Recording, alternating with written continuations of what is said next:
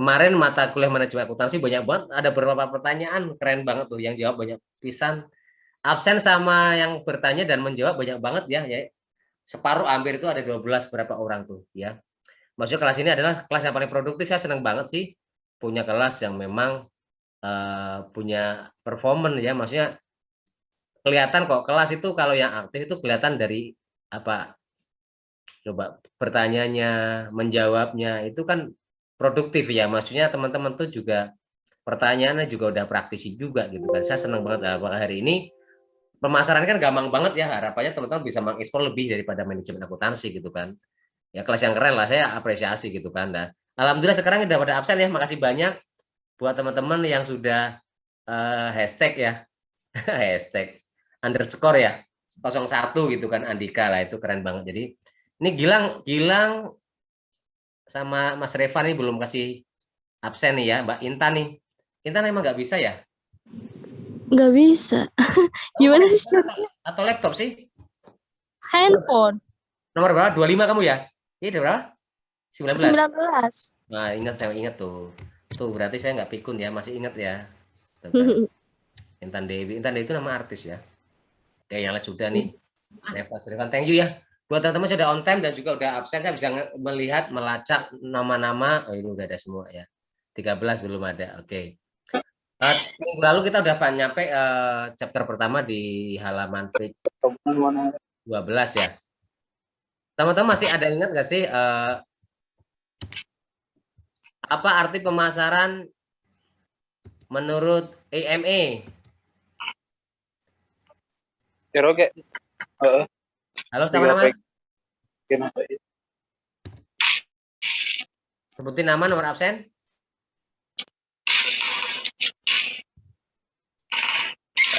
Tadi dia ya? Halo? American Marketing Association, Mas. Apa tuh pemasaran? Halo? Mas Raditya mana? Raditya Dika mana hilang tuh? Ya, Pak. Apa? Tadi ada yang mau jawab, siapa tadi tuh? Sorry nggak? Apa mau jawab, Pak? Mbak Muci Retnosari. Muci itu apa tuh berarti, Mbak? Marketing sebagai aktivitas yang mengatur lembaga dan proses untuk menciptakan komunikasi, memberikan dan saling bertukar penawaran yang memiliki nilai atau value bagi pelanggan, klien, mitra, dan masyarakat pada umumnya. Terima kasih. Oke, makasih banyak. Oke, tepuk tangan dong buat IM-nya Mbak Muci. Ada yang lain nggak, teman-teman? Itu lengkap banget ya. Ada yang lain mau nambahin nggak? Ditulis Mbak Susi ya. Oke, kalau tadi kan IME. Sekarang dari sisi apa itu manajemen pemasaran ya? Boleh sebutin absen dan nama? Jawab, Pak. Mas Andika, apa Mas Andika? Manajemen pemasaran kalau adalah pembeli bisa mendapatkan manfaat langsung produk yang harganya bisa lebih murah karena ya itu Pak, apa namanya, mengidentifikasi memenuhi kebutuhan manusia, Pak. Oke, sip. Oke. Oke, sip. Itu juga benar ya. Tapi yang menurut kemarin yang saya ajarkan tuh, apa tuh? Nah, itu kalau menurut versi Anda itu nilainya 100 tuh, 15 poinnya tuh. Marketing manajemen atau manajemen pemasaran versi saya yang saya ajarkan kemarin minggu lalu. Yang bantu jawab selain Mas Andika? Pak, Susi absen. Mbak Susi. Iya. Ayo Mbak Susi, mangga yuk. Manajemen pemasaran adalah art and science atau seni dan ilmu untuk memilih pasar sasaran serta mendapatkan, mempertahankan, dan menambah jumlah pelanggan melalui penciptaan, penyampaian, dan pengkomunikasian nilai pelanggan yang unggul. Oke, tepuk tangan dong, keren banget ya. Ini kalau ujian langsung nilai 5 ini ya poinnya ya. Karena 15 poinnya adalah yang menurut Anda. Nah, jadi art and science ya. Science, scientific itu kan. Scientist itu kan, seni dan ilmu ya. Seperti itu. Makasih banyak. Oke, teman-teman nih Pak pada nyatet semua. Apalagi ya, coba saya gali lagi. Bentar.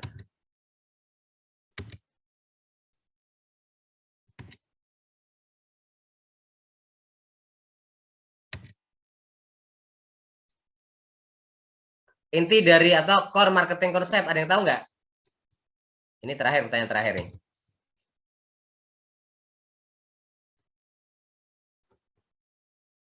Core marketing konsep ada 5. Nggak usah jelasin sih, cuman ini 1, 2, 3, 4, 5. Jadi kalau ada nukleus atau inti sel itu kan, inti daripada handphone tuh apa chipsetnya gitu kan, atau operatornya, sistemnya gitu kan, operation sistemnya apa gitu kan. Kalau mobil di apanya gitu kan. Udah tahu nggak core marketing konsep? Masih ingat teman-teman minggu lalu yang ajarkan? Lupa ya? Ayo Pak, coba jawab Pak. Harus sebutin nama Mas Anjar. Gimana Mas Anjar? Oke, yes. Mas Anjar? Pertama tuh need Pak. Need, terus Produk. produk and Terus, service. Need, ya. want, and demand. Produk and service. Terus Terus harus ada value-nya Pak. value, satisfaction, and quality. Yes, terus?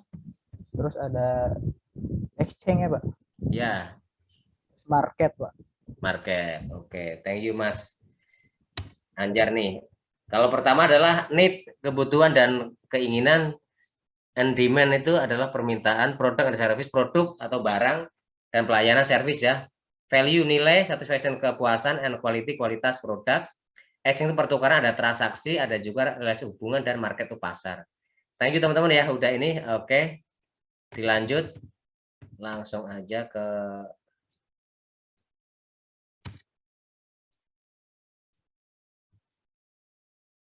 share screen ya.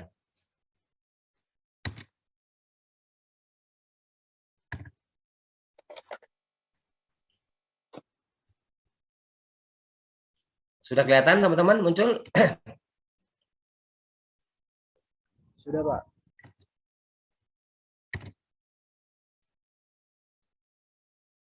Anissa yang baru join kasih absen ya.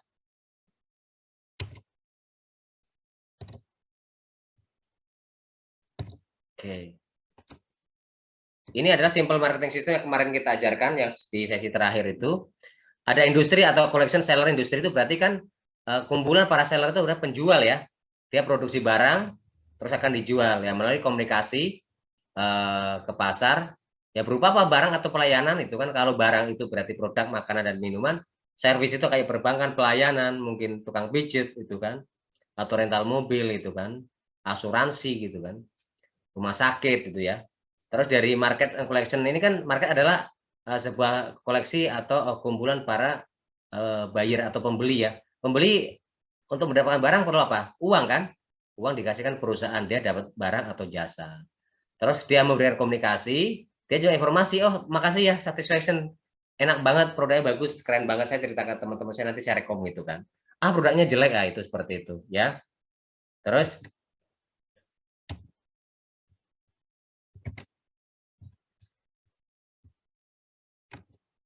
nih,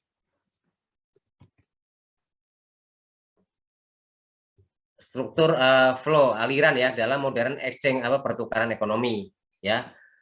Tadi kan udah jelas ya, ada manufacturing market, terus ini ada customer market ya. Di sini ya, manufacturing market adalah perusahaan pembuat pasar kan, maksudnya yang pembuatan barang-barang atau jasa atau pabrikasi lah ya. Di sini pertama adalah dia itu adalah goods and service, berarti kan membuat suatu barang atau produk dan pelayanan ke market ya. Market sama juga akan delivery customer yang butuh barang, service, dan jasaan seperti itu. Terus mereka juga memberikan lebih detailnya uang ya, uang. Terus mereka juga memberikan uang tersebut adalah tax good, barang atau berupa pajak ke pemerintah ya, seperti itu. Nah terus dari sini juga uang itu tersebut juga diberikan ke perusahaan, tapi juga dari pemerintah, dari ini servis pelayanan dan uang, mereka juga memberikan servis ya ke antara media market, termasuk mungkin diskon, ada PPN gitu kan. Terus ada apa namanya, kalau sekarang ada Terios gratis PPN lah, karena juga pemerintah memberikan itu jasa kan. Ada regulasi mungkin bebas pajak mungkin seperti itu kan. Nah dari market itu kan memberikan pajak juga, pendapatan dari mana ada pajak juga barang ke pemerintah. Nah terus konsumen juga memberikan pajak ke pemerintah lah. Pemerintah juga memberikan servis dan uang kepada perpajakan, termasuk mungkin simpan pinjam atau kreditur barang atau mungkin apa namanya bantuan dari IMF itu kan untuk modal gitu kan. Nah, terus dari sini juga customer juga memberikan resource atau sumber ya, sumber ke resource market atau sumber market, resource kepada perusahaan. Nah, juga kalau perusahaan juga memberikan uang kepada resource market ya atau sumber pasar, dan uang tersebut untuk diberikan pada konsumen. Taruhlah misalkan diskon membership gitu kan, buy one get one atau cashback itu kan diberikan seperti itu. Nah, resource juga memberikan dari uang tersebut apa namanya harus bayar pajak dan barang kan, juga sama pemerintah juga memberikan resource market kepada. Jadi siklus yang tadi yang sederhana tadi sekarang lebih spesifik yang ini ya. Ini kan cuma industri sama market, ada informasi money dan good dan communication. Kalau ini lebih detailnya ya seperti itu.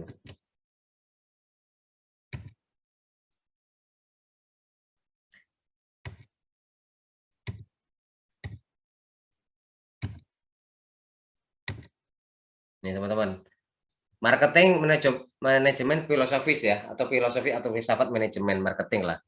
Pertama kita akan bicara produk konsep ya. Ini produk konsep, sorry. Nih, ini production konsep, ini produk konsep, selling konsep, marketing konsep, dan social marketing konsep. Pada saat kita bicara production konsep, kita akan bicara konsep produksi ya. Kalau produksi itu adalah konsumen itu adalah apa? Kita diberikan suatu apa namanya produk yang tersedia dengan apa keterjangkauan apa harga yang terjangkau ya, maksudnya. Saat kita produksi barang itu ya konsumen harus kita memberikan produk yang ada tersedia dan juga keterjangkauan harga, keterjangkauan apa harga murah, harga apa ya juta umat ya penting ya. Terus juga kita bicara tentang improvement production dan distribusi. Jadi kita akan mengadakan improvement itu adalah perbaikan ya dalam produksi. Mungkin sekarang digitalisasi yang tadinya pandemi kita nggak bisa jualan-jualan offline, sekarang online juga. Sekarang order saya kayak aplikasi kan. Dulu kan salesman harus datang ke outlet untuk menemui apa namanya atau supplier datang ke toko atau memasok ke toko dengan minta order. Sekarang sudah yang punya toko udah order langsung ke supplier ataupun ke perusahaan. Ini loh saya Sony apa Oppo-nya hari ini nggak kosong nih mau order, besok apalagi Samsung. Nah itu kan juga improve production kan. Sekarang jual online juga nggak harus juga kita di toko, tapi ada toko yang memang di online ya, mau lewat Shopee, Marketplace dan sebagainya. Dan distribusi teman-teman ada COD-an kan, jadi ada juga sekarang beli barang bisa lihat online juga harganya sangat kompetitif ya dengan di offline gitu kan. Tapi kita nggak bisa lihat barangnya apa rusak apa tidak gitu kan, apa mereka feedbacknya 97%, terus komentarnya ada 10.000, terus followernya banyak apa tidak, terus tingkat apa namanya kepercayaannya ya. Distribusi sekarang tidak hanya COD juga, tapi ada juga di outlet kan seperti itu. Nah kalau production konsep sama produk konsep beda. Kalau produk konsep adalah customer favorite produk atau adalah produk yang ditawarkan itu apa ya kualitas yang sangat bagus ya, most quality yang memang diharapkan ya. Terus performance atau kinerjanya ya kan, kerja yang bagus. Maksudnya saat Anda kualitas yang keren itu yang bagus itu ya nggak gampang rusak, cantik gitu kan. Terus kalau iPhone seksi gitu kan. Nah terus juga kalau iMac itu keren buat touring, gagah, ganteng, nah itu kan. Terus anti mogok, anti macet gitu kan. Ini inovasi fitur ya. Fitur itu ciri atau karakteristik ya.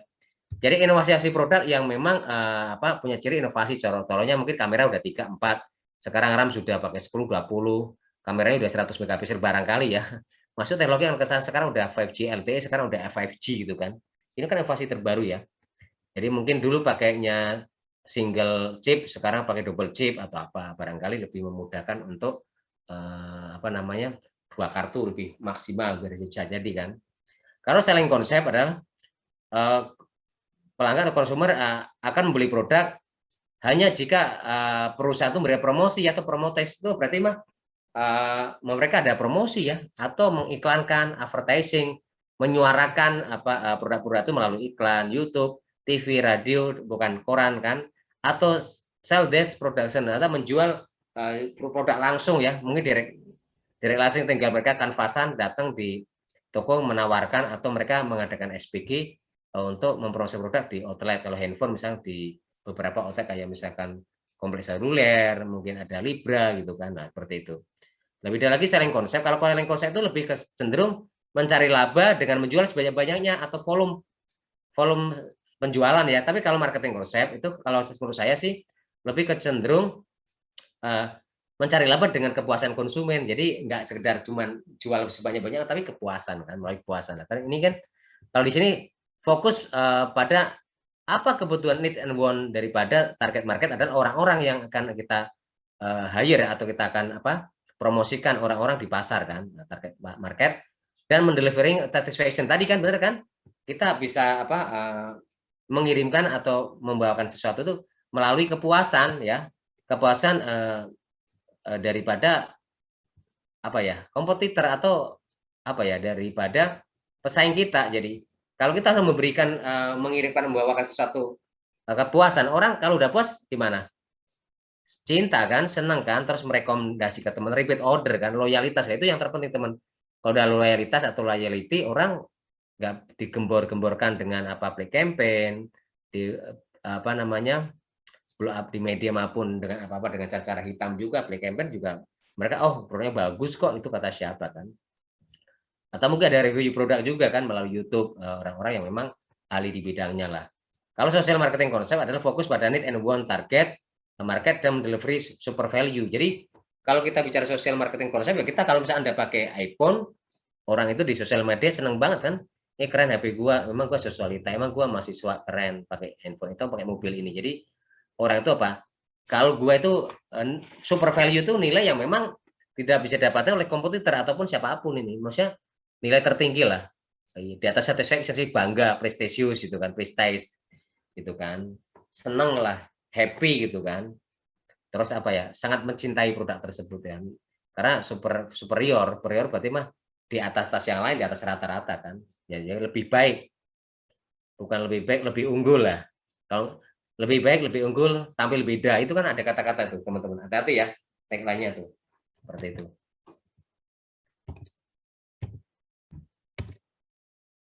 Ini pasar pelanggan utama ya, ada pasar konsumen, pasar global, pasar bisnis, pasar lebar, pasar pemerintah. Kalau pasar konsumen orang kumpulan orang-orang ya, ini kebetulan orang mau beli untuk ski air ya. Ski air ya ini kan. Untuk kalau bahasa Inggrisnya apa tuh? Ski air tuh. Kalau di Bali itu mana ya? Ya ski air ya, maksudnya orang dengan bisa ada ombak tapi bisa enggak bisa meloncati, bisa di bawahnya tuh, keren ya. Anak pantai lah. Ini pasar bisnis ya, berarti mah pasar di mana-mana ya kita menjual alat untuk dibisniskan.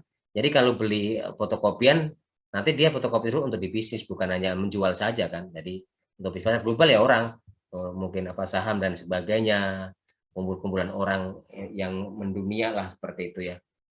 Terus pasar nirlaba itu pasar yang tidak memang tanpa mencari laba ya, sosial, yayasan sosial, dan pasar pemerintah. Pemerintah kan memang tidak mencari laba kan, mengatur para pelaku-pelaku ekonomi itu untuk diatur dengan relokasi agar mereka tidak hanya kaya makin kaya, miskin makin miskin, seperti itu ya. Ini teman-teman ya. Kalau kita bicara konsep penjualan dan konsep pemasaran ya. Kalau konsep penjualan atau selling konsep dan marketing konsep bedanya gini. Awal dia bikin pabrik, kalau ini awal adalah sasaran. Nah, nanti saya tak tanya, nanti ya siap-siap aja ya, mulai dibaca ya nanti ya. Kalau ini fokus produk, ini fokus kebutuhan pelanggan, ya kan? Kalau konsep penjualan itu caranya dengan menjual dan promosi, tuh. Kalau ini pemasaran terpadu, ya kan? Nggak cuma penjualan dan promosi saja gitu kan. Kalau hasil ada laba melalui volume tadi, hasil laba melalui kepuasan, ya kan teman-teman. Kalau yang stage awal ini, di stage awal ini atau level awal ini, yang dimaksud pasar sasaran ngapain sih ini? Konsep pemasaran perusahaan ngapain di pasar sasaran? Ngapain? Ada yang tahu nggak? Sebutin nomor absen dan nama. Pasar, Pak. Halo, sebutin nama dan nomor absen. Harun Rio, nomor 23, Pak. Rio ya? Apa, Mas? Target pasar, Pak. Pasar sasaran, target pasar. Maksudnya diartikan lah, maksudnya cuman apa namanya mengartikan sasaran dan target pasar. Bisa itu. menjawab, Pak. Oke, Mas Andika. Menganalisis dan segmentasi pasar, bagaimana di pasar itu kebutuhan konsumennya apa, berupa apa, gitu kali, Pak. Oke, sih, makasih Mas Andika. Ada lagi nih Kak? Karena ya udah bener nih. Ya tadi udah bener juga dua-duanya sih. Ini lebih detail ya. Ada lagi nggak? Lebih spesifik. Ya. Benar sih tadi juga benar tadi itu yang target pasar. Sasar pasarnya ya target pasar itu kan. Lah, kalau di sini pasar sasaran itu orang-orang siapa aja sih? Segmentasinya ya nggak? Segmentasinya tadi Mas Andika juga benar tuh. Segmentasi targeting dan positioning produk kita sebagai apa sih? Apakah kebutuhan pokok, kebutuhan sekunder, tersier itu kan? Lah, pasar ini kan perlu di riset juga kan, pasar sasaran itu siapa-siapa sih akan membeli produk kita harus tahu. Dan need at bone-nya seperti apa lah. Kalau ini kan sudah ke kebutuhan yang fokus ya. Pasar sasaran adalah orang-orang yang akan membeli produk kita. Dia itu ada masalah apa di masyarakat. Nah, baru kita sasarannya orang-orang yang sekarang lagi pandemik butuh obat-obat multivitamin untuk kesehatan, atau orang butuh vaksin yang terbagus, yang paling canggih di dunia agar COVID tidak merajalela gitu kan. Seperti itu. Ya. Tadi Mas Andika sama Mas Rio tadi ya, seperti itu, teman-teman. Oke. Kalau misalkan teman-teman ini di sini kan fokus produk, ini kebutuhan, ya kan? Kalau pabrik kan buat produk dijual, dipromosi.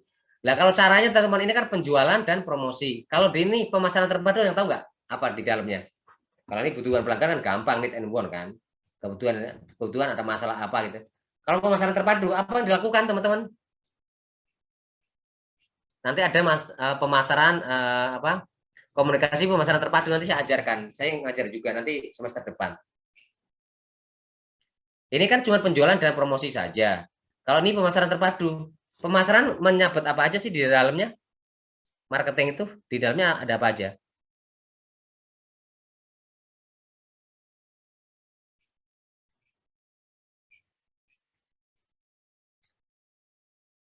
Kan dasar-dasar pemasaran udah dapat kan?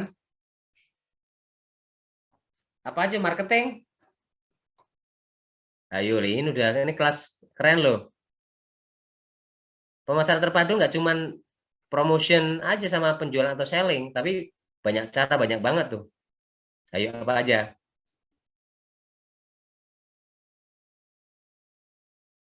Komunikasi, Pak.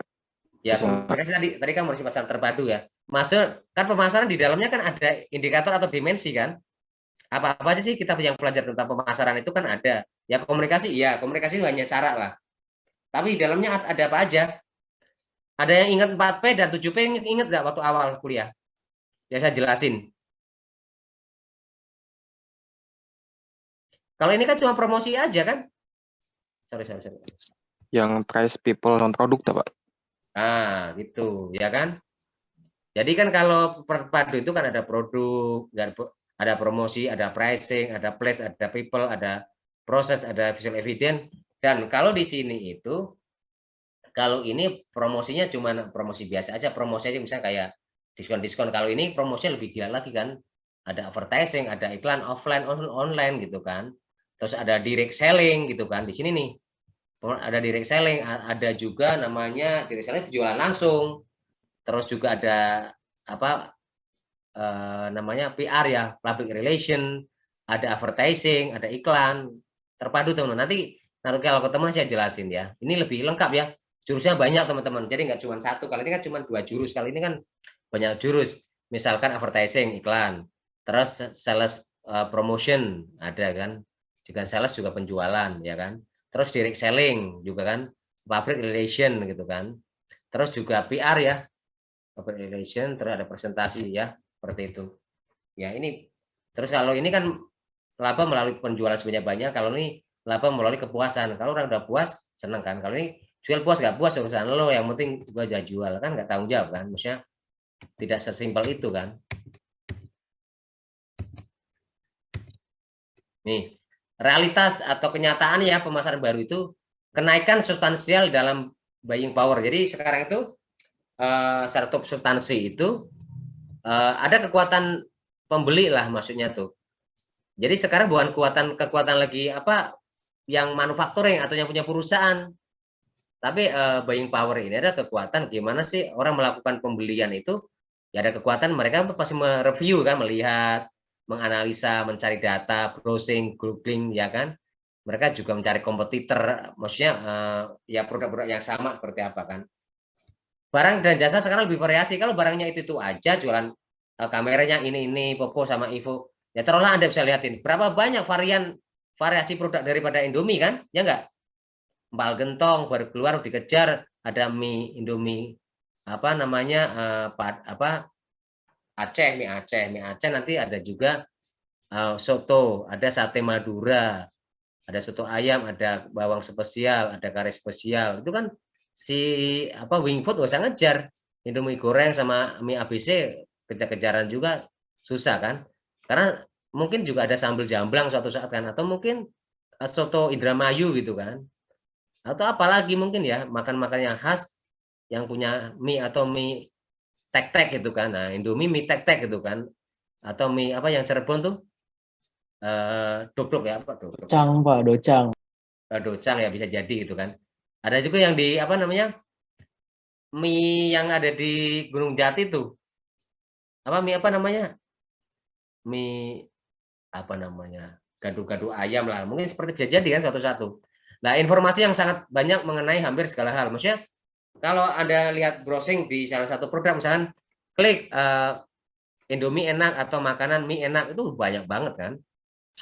Varian rasanya, harganya macam-macam dan orang menawarkan banyak itu di online kan. Dengan harga bervarian juga kan. Banyak banget lah mengenai informasi kan. Bahkan tempatnya ada yang COD diantar, ada just tip, ada yang offline online itu juga sangat banyak kan. Dan orang tinggal pilih aja. Kemudian dalam berinteraksi dan memesan dan memberi pesanan. Jadi kan sekarang udah ada aplikasi, udah ada WA, ada just tip, ada juga website, ya kan? Ada SEO ya apa? Search Engine Optimization, ada SEM, Search Engine Marketing gitu kan. Nah itu kan ada website, ada iklan macam-macam kan banyak banget kan. Berinteraksi itu Anda bisa ada komunitas WA, komunitas yang memang asli untuk jual beli barang di marketplace yang Facebook, di Instagram itu kan juga banyak kan. Terus kemampuan untuk membandingkan catatan mengenai produk dan jasa kan bisa lihat kalau Anda masuk Shopee atau Tokopedia, Anda bisa mereview. Oh, ini udah 1000 produk, udah menjual. Stok barang ada 500, feedbacknya 97, 58. Sudah ada 1000 komen, udah transaksinya udah tadi kan ada 1000 berapa tuh. Komentar positif banyak gitu kan. Terus di daerah mana juga tahu kan seperti itu ya. Jadi bisa membandingkan lah. Produk yang lainnya harganya murah tapi tidak meyakinkan, jangan-jangan abal-abal kan penting ya. Terus kemampuan untuk mempengaruhi opini publik ya. Ya sekarang juga kalau influencer atau Anda seorang Instagram ya, Instagramable ya, biasanya orang-orang yang memang influencer ya, dia bukan artis juga karena dia followernya banyak bisa mempengaruhi orang kan. Atau mungkin bupati atau mungkin presiden atau artis lah kan seperti itu. Ya sekarang baru seperti inilah. Nah ini ya perkembangan orientasi perusahaan ya. Apa namanya? Pertama adalah kita produksi, ada produk, penjualan, pemasaran. Teman-teman, siapa yang bisa mengartikan apa arti produksi? Sebutkan nama dan nomor absen. Apa definisi dari produksi? 27 Anjar. Mas Anjar gimana Mas? Produksi itu suatu kegiatan perusahaan yang membuat suatu produk dari bahan yang belum jadi lalu jadi, Pak. Oke sip. Thank you, bener banget ya, nggak perlu ditambahin lah, kayaknya itu cukup lah ya.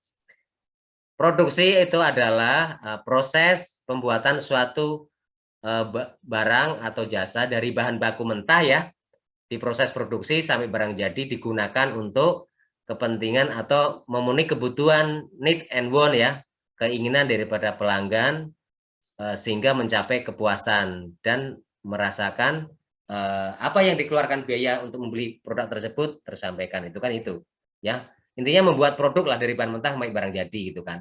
Nah produk, ayo produk, jangan Mas Anjar lagi ya.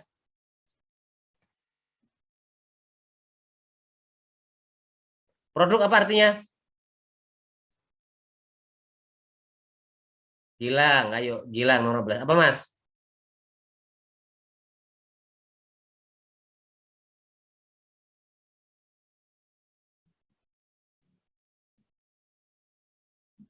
Oke, thank you. Tepat banget ya, keren tuh. Itu menurut siapa tuh? Prof siapa tuh ya? Produk adalah suatu hasil produksi barang atau jasa yang memang dibutuhkan oleh pelanggan apa sesuai apa dengan kebutuhan dan keinginan dari pelanggan, itu aja ya. Ya, pokoknya produk itu hasil dari sebuah produksi gitu kan. Nah, itunya itulah. Untuk memenuhi kebutuhan pelanggan gitu kan, seperti itu. Ya, masalah harga, kepuasan itu kan. Nah, terus sudah diproduksi, sorry. Pencet latah tangan nih. Sudah diproduksi. Kalau sudah produksi kan ada barang yang jadi atau jasa. Habis itu penjualan. Siapa yang bisa bantu saya? Apa arti penjualan atau selling? Tadi udah ya dibahas. Izin Ini review menjawab, aja sih. Sebutin nama dan absen. absen 6, Ayu Aviatus, Pak. Ayu Aviatus, ayo Mbak Ayu. Penjualan itu adalah aktivitas atau bisnis menjual barang atau produk dan jasa. Mbak Ayu, aktivitas menjual suatu barang atau produk jasa kepada konsumen ya, seperti Iya, itu. Pak. Ya, ya sebenarnya penjualan itu ya ada proses memperkenalkan sebenarnya sih, Ma. Memperkenalkan produk ya, ya dari barang yang sudah jadi melalui proses produksi kepada pelanggan untuk memenuhi kebutuhan dan pelanggan agar pelanggan tersebut mencapai kepuasan atau merasakan kepuasan, gitu sih. Nah, pemasaran, ayo. Lanjut. Saya Ayo, Pak, Pak. saya Pak. Izin menjawab, Pak. Sur Pak, Oh, ya. 08. Ya, Ryan, Mbak. Mansur Pak, 08. banyak banget, Mak. Mansur dulu, Mansur dulu deh. Pak Mansur nyala udah banyak, Pemasarannya Pak. Oh, Mansur udah banyak ya? Belum Pak. Mega tuh, Pak. Kasihan, Pak. Baru. Ini nih Pak, pemasaran apa? Sama sih, ntar dulu. Udah yang lain dulu aja Pak. Yang lain sama tuh, yang belum, yang baru siapa? Yang baru? Halo? Pak, Mega belum. Mega ya? Gilang udah. Ya, Mega Pak. Mega. Absen mana? Pemasaran adalah aktivitas dan proses menciptakan, mengomunikasikan, menyampaikan, dan mempertukarkan tawaran yang bernilai bagi pelanggan, klien, mitra, dan masyarakat umum. Oke, sip. Keren ya itu ya, banyak ya. Proses apa memperkenalkan suatu produk, barang atau jasa kepada konsumen dengan melalui proses dari pihak-pihak yang stakeholder ya, dari internal perusahaan sampai konsumen sampai pihak supplier dan sebagainya, seperti itu. Untuk mencapai kepuasan pelanggan ya, seperti itu sih. Agar perusahaan mendapatkan profit atau laba. Thank you teman-teman ya, pada jago-jago nih, seneng lah seperti itu. Ya. The holistic marketing konsep ya. Pemasaran di abad 21 semakin menyadari pentingnya pendekatan yang semakin komplit di samping aplikasi konsep pemasaran tradisional gitu kan. Terus konsep pemasaran holistik didasari oleh perkembangan ya atau development ya. Terus desain ya, perkembangan zaman, desain, terus implementasi atau pelaksanaan atau penerapan dari setiap rencana, dari program ya, dari rencana terus diprogram, terus proses aktivitas pemasaran ya kan. Konsep ini mengatakan bahwa apapun berkaitan dengan pemasaran sehingga diperlukan suatu perspektif yang luas dan integrasi. Jadi kan proses yang luas integrasi itu kan nggak cuma satu bidang ya, tapi bidang lain terkaitan ya. Dari proses produksi sampai barang, sampai ada asuransi, sampai ada juga garansi ya, seperti itu ya. Dari si pihak supplier sampai produksi sampai juga konsumen ya. Ya ini ya. Terus marketing ya, ini teman-teman yang bisa lihatin teman-teman ya. Ada internal marketing, ada integrated marketing ya, relationship marketing dan juga social responsible marketing. Pertama dulu kita bahas. Pertama holistic marketing adalah internal marketing. Pertama adalah marketing departemen, senior manajemen, other departemen. Kalau internal marketing itu ya pertama kan departemen pemasaran kan, kayak saya dulu departemen pemasaran ada ya namanya juga direktur pemasaran, ada nasional sales manager, ada regional sales manager. Kalau saya distrik sales manager dulu, jadi pegang dari Bandung sampai Jawa Tengah gitu kan, seperti itu ya. Senior manager manajemen ya, mungkin di sinilah. Kalau marketing departemennya itu ada direktur, kalau di sini senior lah gitu aja kan. Atau departemen lain yang hubungan dengan marketing seperti itu ya. Contohnya supporting marketing gitu kan, atau mungkin produk spesialis ya, seperti itu. Berikutnya adalah kita bicara tentang integrated marketing, adalah kita komunikasi ya. Mengkomunikasikan marketing itu gimana sih dari perusahaan melalui koran, YouTube, media, iklan, terus kita presentasi, PR gitu kan, atau promotion, atau kita ngadain bazar ya, kita melalui flyer, melalui chattingan, copywriting gitu kan, atau mungkin suara-suara yang lain lah, dengan pesan melalui SMS blast gitu kan, atau mungkin lihat bisa masuk ke dalam iklan ya, yang berbayar ya, melalui YouTube juga yang berbayar gitu kan. Nah, terkait ada produk dan service, ada barang dan jasa. Nah, channel ini adalah distributor ya, atau distribution channel ya, atau tempat place ya. Channelnya itu dari agen, distributor, PPF kalau di saya ada apotik, misalkan ada rumah sakit itu kan, ada BPJS itu kan. Kalau barang ada agen dan agen. Berikutnya, marketing juga membahas selain internal marketing, target marketing, relationship marketing ini hubungan ya. Nah, kalau ini keterkaitan hubungan, kalau ini kan hubungan ya. Hubungan antara pertama adalah customer. Perusahaan itu kalau mau maju ya kita ulik dulu customer, pelanggan kita tuh pelanggan yang mana, segmentasinya, targetnya siapa. Kalau misal segmentasinya adalah perempuan muda dan targetnya adalah perempuan muda mahasiswa dan muslim lah contohnya tuh.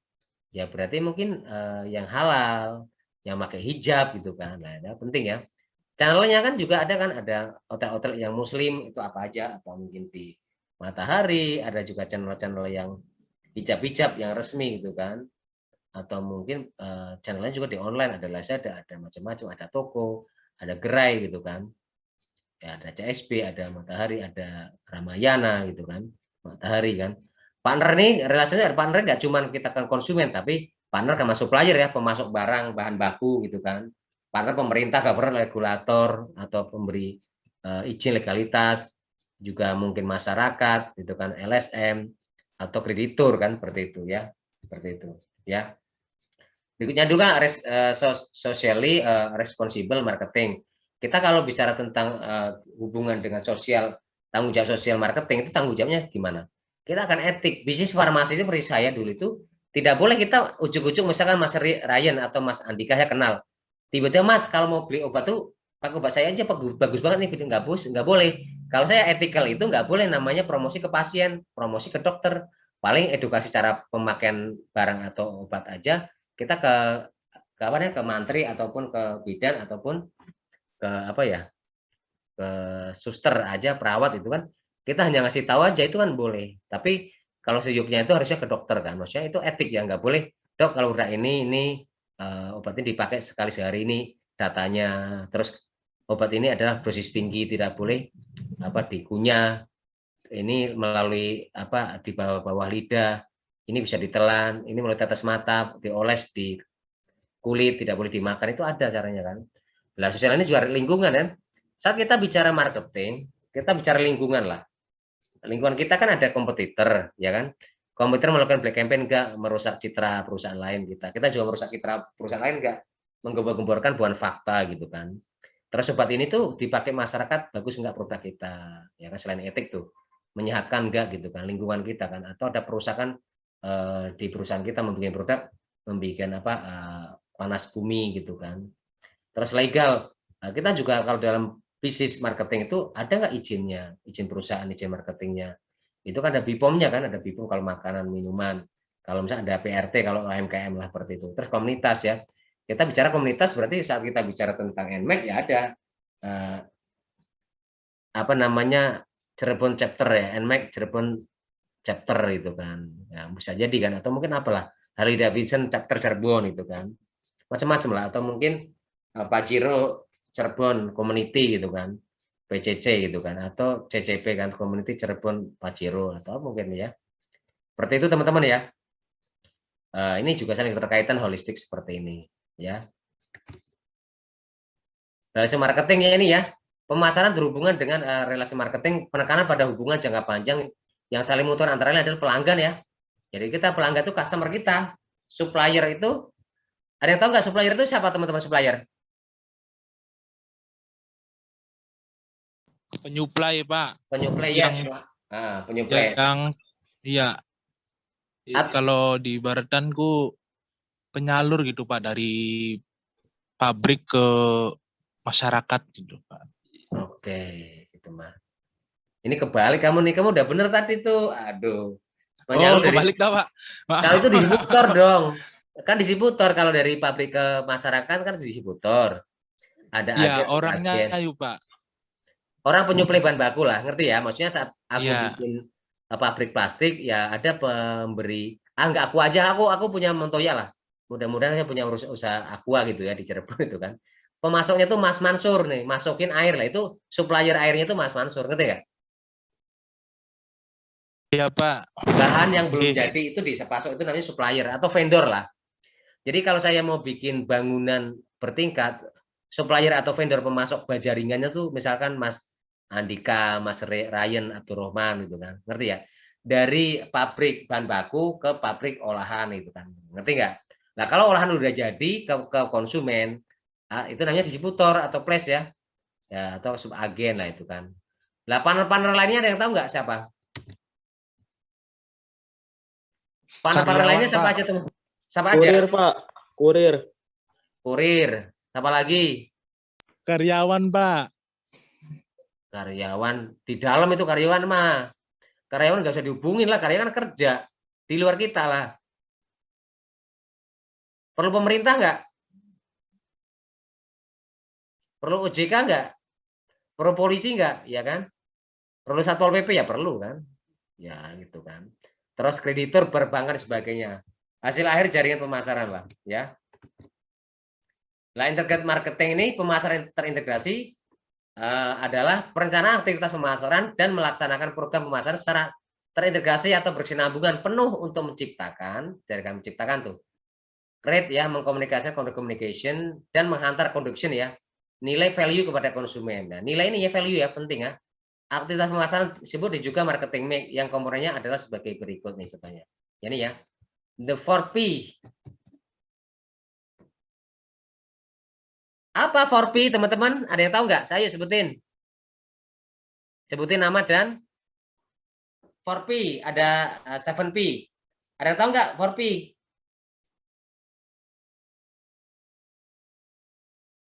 Ayo dong, aduh, dasar pemasaran. Gampang banget kan?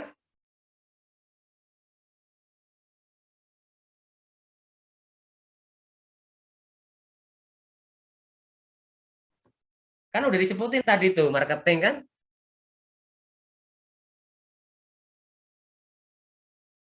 Oke, sebutin nama dong. Nama. Siapa namanya? Bilang. Sebutin, karena saya nggak bisa lihat di sini Mas, di monitor. Ini nggak liatin, cuman yang Mas Rian aja 17, Mas Andika nih sama Mansur aja kelihatan, yang lain nggak kelihatan. Jadi ada apa namanya, produk kalau dijual ada harganya, nanya pricing atau price. Produk kalau mau apa dijual harus dipromosikan, namanya promotion atau promotion kan. Nah, setelah dipromosikan udah mau laku ada yang beli, tempatnya place atau distributor kan, gitu kan. Ya ini ya. 4P itu ada produk, ada price, ada promotion, ada place ya. Ini target market ya, semua sih target market, ini nggak cuma dua ini aja. Produk itu ada produk variety. Ada yang tahu nggak produk variety? Ada tahu nggak artinya apa? Kasih contohnya.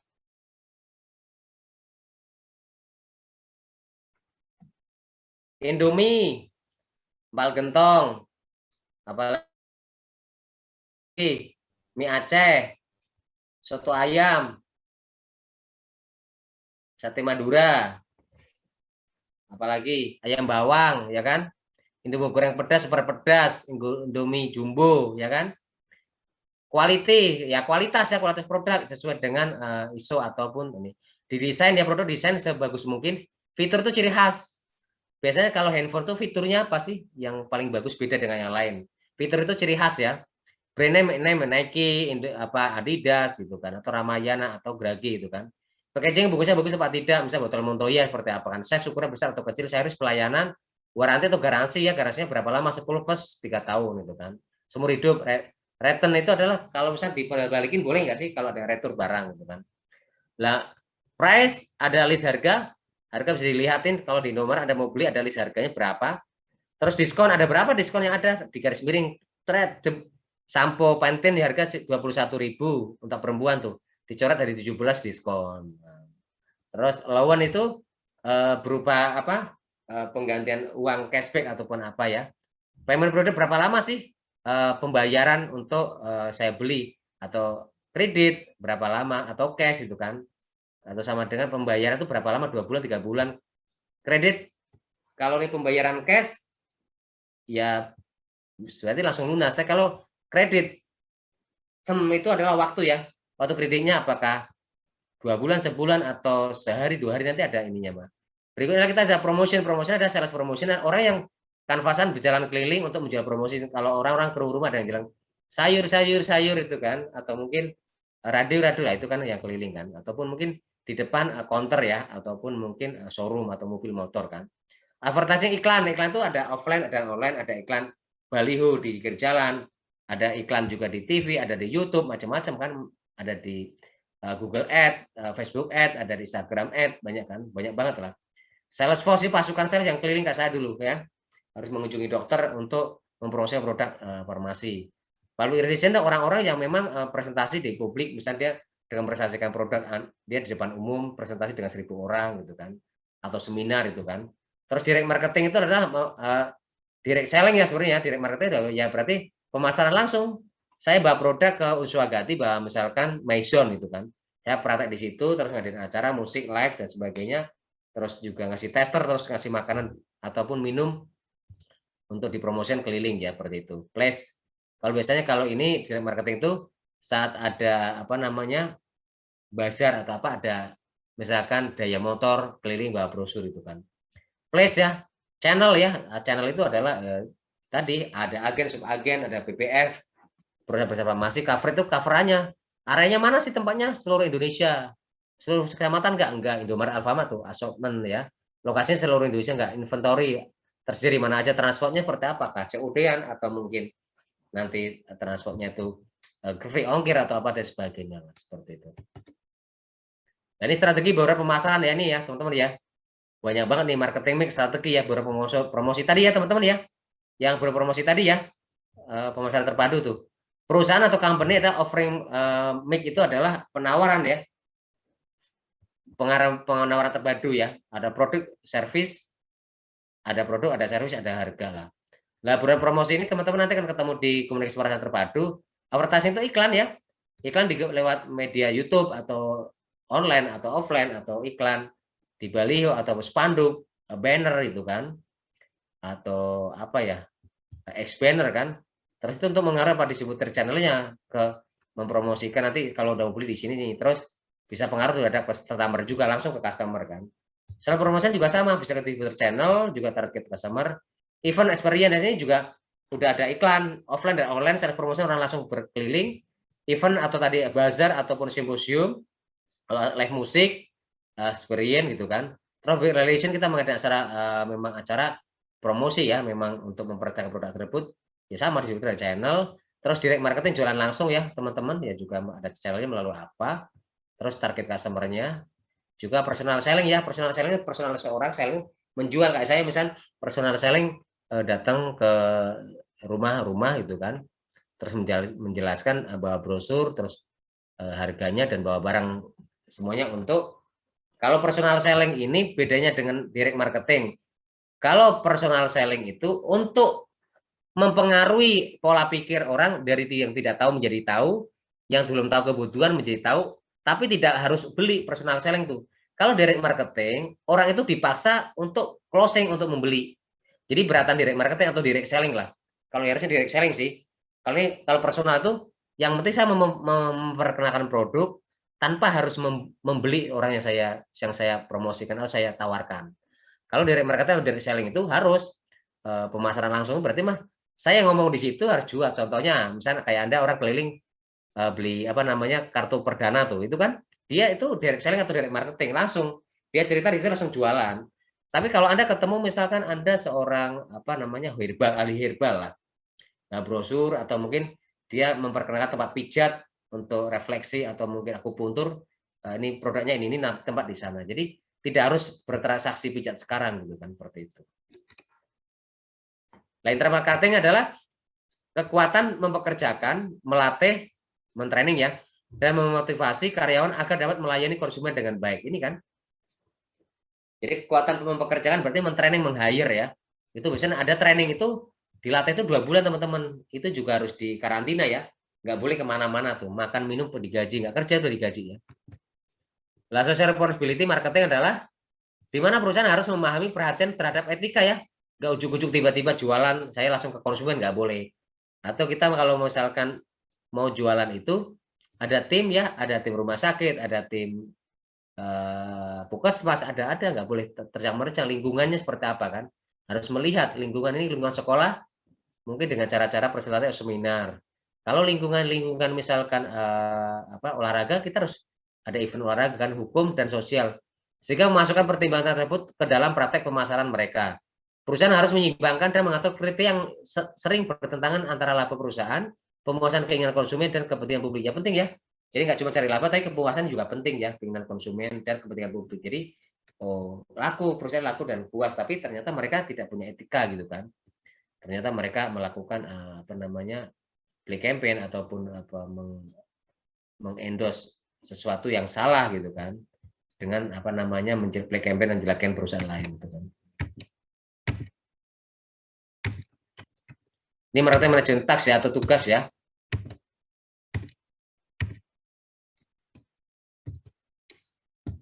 Ini yang terakhir ya.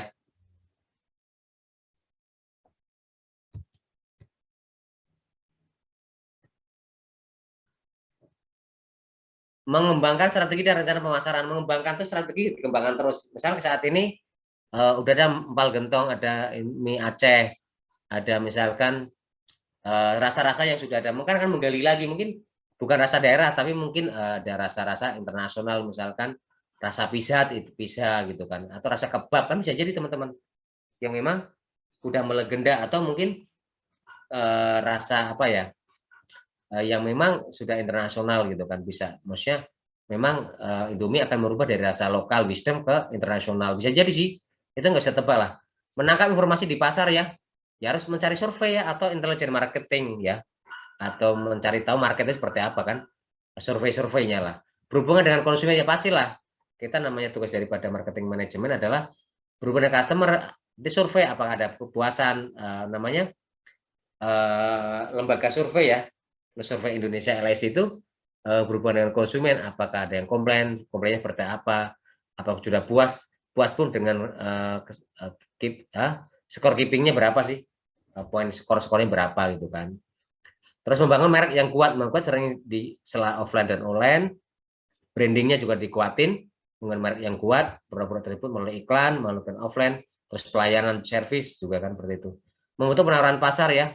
Jadi produk-produk kayak Anda mungkin dulunya obat Panadol itu pertama untuk sakit kepala, mungkin sekarang udah sakit gigi gitu kan. Untuk batuk pilek, untuk alergi kan seperti itu ya.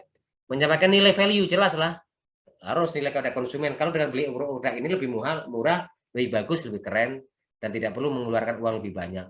Oppo solusinya atau Vivo gitu kan. Mengkomunikasikan nilainya tadi, menyampaikan dan mengkomunikasikan nilai itu dari, harus tahu menyampaikan nilai itu dari pertama bahwa fiturnya produk apa sih, karakteristik produk ini, terus keuntungan beli produk ini apa. Harus dijelaskan teman-teman ya. Nilai-nilai yang ada. Jadi orang tuh semangat, oh bedanya Oppo dan Vivo apa? Bedanya Oppo dengan Samsung apa sih? Oppo dengan yang sejenis Android lah. Itu juga harus jelas. Dengan tipe sekian tuh kita lebih murah, lebih ekonomis, tapi secara performa lebih bagusan kita gitu kan. Menciptakan pertumbuhan jangka panjang, jelas lah, everlasting lah. Jadi produk-produk yang memang orang sudah loyal kayak Toyota di Indonesia aja laku keras, Honda atau motor Honda ya laku keras ya. Mungkin PCX kalah dengan NMAX walaupun Yamaha tapi laku kerasnya seperti itu. Jadi kan itu misalkan pertumbuhan jangka panjang kan, orang buat touring, buat ini dan sebagainya kan. Ya, harga lebih murah tapi lebih enak. Itu teman-teman materi dari saya. Kita minggu depan kita masih ada 2 kali pertemuan lagi ya? Iya, Pak. Masih cukup lah. Nanti kita 3 bab lah. Oke. Teman-teman ada pertanyaan nggak? Ini seru banget sih tentang manajemen pemasaran tadi. Izin bertanya, Pak. Ya. Izin bertanya, Pak. Mas Andika, apa lagi tadi? Ya. Ryan, Pak. Ryan. Oh, Ryan ya. Iya, Mas Ryan gimana? Saya ingin bertanya Pak Muji. Izin bertanya, Pak. Ntar dulu. Berarti Rian, Cynthia, Muji, terus Andika. Yuk. Mas Ryan apa Mas Ryan? Nanti tolong teman-teman ini ya. disimak, nanti teman-teman juga mencoba menjawab lah. Kasih kesempatan buat teman-teman belajar. Saya dulu, Pak. Ya, enggak. Izin bertanya, Pak. Nah, sekarang kan zamannya serba digital ya, Pak. Yang ingin saya tanyakan yaitu bagaimana, apa aja sih skill yang harus dimiliki oleh seorang marketing untuk mengantisipasi zaman yang serba digital ini, dan bagaimana cara kita untuk memperoleh skill tersebut, Pak? Gitu, Oke. Pak.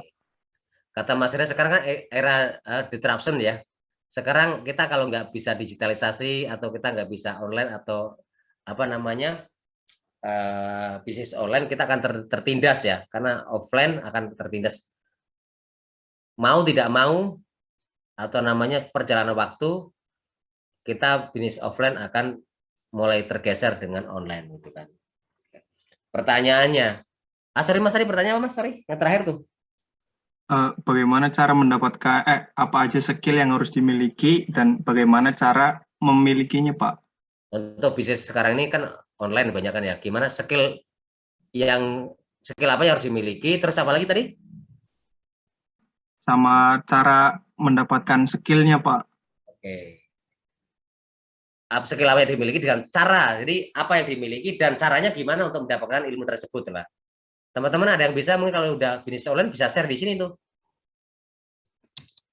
Kompetensinya apa sama skill gitu, ngerti ya? Kompetensi yang dimiliki ya. Kompetensi itu untuk daya saing yang dimiliki ya, biasanya itu kompetensi apa sama skill keahlian yang dimiliki gitu kan. Kompetensi apa yang harus dimiliki, terus keahlian apa ya gitu kan. Ada yang bisa bantu jawab? Ini keren loh pertanyaan nih, sekarang banget nih mahasiswa nih. Mas Anjar? Jawab boleh, Pak. Nah, Boleh ya? ya. Jadi kalau menurut saya mah ginian. Pertama itu kita tuh harus mempelajari, misalkan Rian mau dagang di mana nih, misalkan mau di Shopee. Jadi misalkan Rian itu harus mempelajari nih algoritma di Shopee itu kayak gimana. Misalkan butuh menarik pelanggan tuh dengan cara apa sih? Pertama misalkan hashtag kayak gitu kan. Nah, terus follow-follow orang lah, siapa tahu nanti ada yang nyangkut kan konsumen. Nah, seperti itu. Jadi kalau misalkan Rian tergantung mau di mana dulu. Pokoknya pelajarin dulu algoritma suatu aplikasi online itu. Nah, yang kedua itu kalau misalkan Mas Ari kan kita kan nggak harus dagang versi marketplace doang ya. Misalkan Rian pengen hire apa influencer. Jadi kalau menurut saya itu tetap aja sih ilmu yang pertama itu yang sangat penting itu komunikasi. Gimana kita cara komunikasi ke artis tersebut biar gimana deal-dealannya gitu ya. Jadi biar enak lah. Pertama itu kan harus tetap komunikasi sama algoritma suatu aplikasi itu. Gitu aja ya menurut saya mah. Terima kasih. Oke, Pak. keren ya. Makasih Mas Anjar. Katanya dimiliki kalau kita mau main di Lazada, kita main di Tokopedia, main di Shopee itu algoritmanya. Cara mainnya seperti apa kan? Kalau Mas Anjar tadi bilang gimana kita dapetin follower gratis ya. Taruhlah kita kalau saya tuh tipnya adalah ngeklik sehari itu 1000 tuh. Ngeklik ya. Manual, nggak pakai modal nih maksudnya. Nanti di antara 1000 itu masih antara balik unfollow ya. Apa namanya unfollow. Oh, follow kita juga sama gitu kan. Bukan unfollow ya. Maksudnya dari follower kita juga kan. Saat saya ngeklik Mas Anjar tanpa sadar tuh juga kadang ikut ngeklik kita juga kan. Nah gitu kan juga kadang kalau bisa ditulis sih bisa gitu. Terus juga kalau di YouTube teman-teman tinggal hashtag juga kan, sama juga di ini juga hashtag juga kan, sama di Shopee juga sama. Kalau di YouTube bro klik lo tolong klik ini milik gua kan, bisa. Di antara itu ada komunitas juga, penting komunitas ya. Komunitas juga penting ya, kita kayak komunitas misal Majalengka, Cirebon kayak gitu harus punya juga komunitas ya, para ahli mentor-mentor juga harus ngumpul gitu kan, seperti itu. Yang lain deh, sorry jangan kelanjutan nih jadinya. Terus Mas Anjar tadi tentang untuk belajar ya, maunya harus belajar kan yang kedua. Oke, nanti saya bocorin lagi deh. Siapa lagi nih? Keren sih Mas Anjar. Yang mau tuh jawab, Mbak Cynthia mau jawab? Belum saya simpulin belum nih. Maksudnya dari pertanyaan Mas Ryan, siapa lagi yang mau bantuin jawab? Mas Rafli nih nomor berapa absennya nih, Rafli Fajar nih?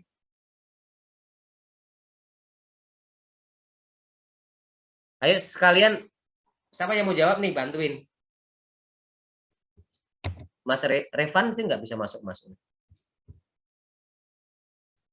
Ada yang mau bantuin nggak? Jawab. Izin menjawab, Pak. Ya, Mas Andika, ayo, mangga. yang sebenarnya yang dibutuhkan adalah komunikasi dan kepercayaan diri. Nah, misalnya misal kita mau menjual produk apa tuh, kita harus mengikuti komunitas kayak apa namanya, misal mau jual di Shopee. Nah, kita gabung itu di grup Shopee. Nah, kita kan mengadakan kayak giveaway gitu, kecil-kecilan. Nah, kedua itu kalau misalnya kita punya Instagram tuh, kita harus rajin upload apa namanya produk kita. Nah, tapi itu dengan menarik. Terus kemudian itu dengan mengadakan ya challenge-challenge begitu. Nah, dengan cara ngetek-ngetek orang, nah orang-orang lain itu penasaran, wah ini produk apa gitu. Nah, kemudian dari situ ya mulai dari orang-orang itu tertarik sama produk kita, Pak. Kurang lebih begitu. Oke, keren banget ya Mas Andika ya, sama nih Mas Anjar nih. Satu ilmu satu guru kayak ini. Oke, lanjut. Ada yang ini? Nambahin? Oke. Ini pertanyaan banyak lah, harus saya bahas langsung ya. Menurut saya pertama adalah kompetensi pertama teman-teman harus melek ini ya. Melek gadget digital ya, mau laptop atau mau apa namanya, mau handphone. Pokoknya teman-teman harus punya RAM yang bagus. Pertama tuh compatible ya, handphonenya jangan yang ngada-ngada nih, bikin konten aja nggak bisa gitu kan. Bikin apa namanya promosi aja nggak bisa, iklan atau spanduk aja nggak bisa gitu kan. Maksudnya teman-teman pertama ya device-nya dulu, alatnya harus kuat dulu nih, RAM-nya, terus maksudnya terus handphonenya juga yang bagus, jangan sampai nggak compatible gitu kan. Mau upload video, bikin video aja udah full memorinya kan, itu parah kan, seperti itu. Pertama ada alatnya dulu, yang kedua adalah skill ilmu. Nah, kalau ilmu sekarang gini, di online ini kan penting ya, mau nggak mau usaha offline itu sekarang online. Pertama, paling gampang teman-teman jualan, bisa nggak jualan melalui sosial media dulu deh. Buat orang-orang yang belum ke market kayak Shopee kayak gitu tuh, kita sosial media dulu, teman-teman paling gampang. Anda jualan kalau baju, jam, kosmetik biasanya di Instagram. Tapi kalau misalkan barang-barang yang kayak misalnya beli motor, jual tanah, jual barang-barang bekas, mungkin di Instagram nggak tepat, tapi mungkin di sosial mereka, kalian juga harus milah-milah produk apa yang saya jual gitu kan. Harus paham market segmentasinya, targetingnya, posting produknya. Terus kalau kita memang barang-barang yang jadul-jadul, barang klasik, harga kita bisa lebih mahal, mungkin bisa lebih murah karena barang bekas kan. Itu juga naruhnya di mana aja gitu kan. Jadi kalau di Facebook paling gampang gratis kan. Anda punya teman hampir misalkan 3.000, tinggal posting aja sebenarnya. Posting hari ini ulasan tulisan, terus menawarkan aja saya jualan produk ini bla bla. Terus gak usah posting Facebook, tembak juga di WA, status tulis di WA, Instagram ditulis statusnya kan. Ada namanya apa? Ada feed atau macam-macam ya. Ada namanya apa namanya tuh, status lah, status ya. Itu juga teman-teman tulis gitu kan di setiap ini. Jadi pagi tulis, sore tulis gitu kan. Nanti kalau ada transaksi ditulis terima kasih brother Transisis ya, sudah order, itu juga testimoni kan. Terus tulisannya chattingnya berapa juta gitu kan. Nggak usah dari yang Shopee dulu ataupun yang berat-berat lah. Dari pertama sosial media dulu lah. Sosial media dulu kalau mau agak keras, agak mau pakai teman-teman pakai berbayar, pakailah Facebook Ad, ya kan? Nah, harus belajar Facebook Ad, mau nggak mau kan, gimana berbayar, gimana kita harus cari customer insight-nya seperti apa, Google Trend-nya seperti apa, harus cari tahu tuh. Produk kita tuh tren di Facebook itu daerah mana sih yang, kalau saya misal, saya batik, ya mau nembak di Cirebon masih laku, di Pekalongan masih laku lah, di Jakarta masih laku. Daerah mana sih yang lagi membutuhkan batik? Saat Lebaran penting ya batik atau hijab itu harus tahu. Daerah mana yang akan kita tembak sebenarnya, mah? Itu kan ada di sana. Daerah posisi lokasi di mana kita akan menembak untuk Google Ads. Lah Google Ads ini kan berbayar. Lah berbayar ini per klik berapa teman-teman? Hati-hati sampai boncos ya, maksudnya itu kan berisiko gitu kan. Nah, Instagram Ads, Google Ads juga ada pelatihan semua lah. Seperti itu. Jadi teman-teman harus bisa memilah-milah dan memilih produk apa, produk kita akan mana ditaruh di sosial media, kapan di marketplace lah. Berikutnya kalau bicara tentang marketplace kayak di Shopee, kayak Mas Anjar tadi, pertama kalau di ini pertama menurut saya sih pinginnya kalau seorang trainer ya pasti ngajarin, Pak, gak usah pakai iklan, gratis deh. Tapi kan untuk mengangkat Shopee itu kan harus berbayar sebenarnya, Mas. Tapi hati-hati yo. Lah makanya kalau Anda tidak bisa membuat gambar yang bagus, mendesain grafisnya, infografisnya bagus, gambarnya produk misalkan jamu itu kan, jamu misalkan jamu anti Covid misalnya gitu kan. Ada gambar-gambar yang hubungan dengan COVID, terus ada juga kesehatan. Gimana membuat logo, membuat tulisan yang bagus, nge-brandingnya, copywriting-nya harus bagus kan. Tulisannya tuh, kalau ada produknya harus jelas namanya. Ada kan jualan ikan asin, tapi tulisannya kan di situ ada cumi, gambar cumi kan lucu. Kan ada, saya pernah lihat orang jadi nggak niat jualan gitu kan. Apa yang Anda promosikan dengan isi konten itu nggak sesuai gitu kan. Kalau Anda misalnya jual keripik pisang, ya keripik aja gambar keripik pisang, terus diiris-iris, di foto gitu kan. Terus juga bikin packaging yang bagus, flyernya itu bagus gitu kan. Nah itu juga pengaruh kan. Nanti saat di situ terus kita udah ada tadi kan hashtagnya ya. Ini kan hashtagnya pertama yang diburu itu kalau misalkan keripik pisang, apa sih lagi tren sekarang nih hari ini apa sih yang keripik pisang lagi dicari tuh? Ya cari hashtag apa tuh? Keripik pisang modern, keripik pisang milenial, keripik pisang unik gitu kan. Keripik pisang wong Cirebon sajen dewek misalnya gitu. Bisa maksudnya sih coba teman-teman mencari hashtag yang ratingnya tuh hashtag-hashtagnya itu, terus berikutnya komunitas. Cari juga komunitas yang tepat. Kita gimana kalau misalnya minta bantu komunitas di apa namanya untuk membantu kita sharing-sharing. Berikutnya adalah follower ya. Follower itu kalau nggak usah pusing beli aja, cuman follower ada yang di gorengan juga kan. Anda beli 100 atau 1000 itu ngajar berapa per follower misalkan, ternyata itu nggak asli follower orang-orang yang memang membutuhkan. Kadang memang ada akun-akun bodong juga kan. Di antara 100 ada 50 yang bodong gitu kan. Akunnya sih ada gitu kan. Nah itu gorengan para pemain-pemain itu semua kan. Ya itu kan hati-hati juga kan seperti itu ya. Terus kalau misalkan ada program 10, 11 kan mungkin 11 ini kan ada program gratis ongkir dari pemerintah waktu lebaran kan hampir 500 miliar tuh. Bebas ongkir kayak gitu kan enak tuh. Jadi ngikut aja lah. Terus ada kerjasama juga kalau misalnya di ini, kalau Anda ini kerjasama dengan misalkan si Cepat lah, Ninja lah, itu kalau udah masuk Ninja nggak sembarangan kan. Itu kalau JNT masih gampang. Kalau udah masuk Ninja itu beda lagi, mungkin kuotanya itu sudah sehari mungkin 400 resi kayak gitu kan. Itu kan penting ya.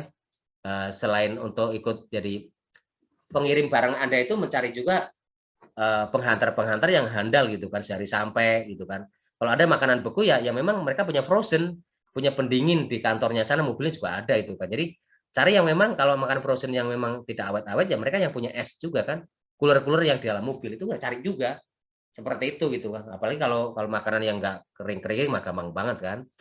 Terus kalau misalnya Anda misalkan follower nggak mau bayar, ya follower Anda cuman tinggal klik, saya mungkin 1000 tak klik hari ini.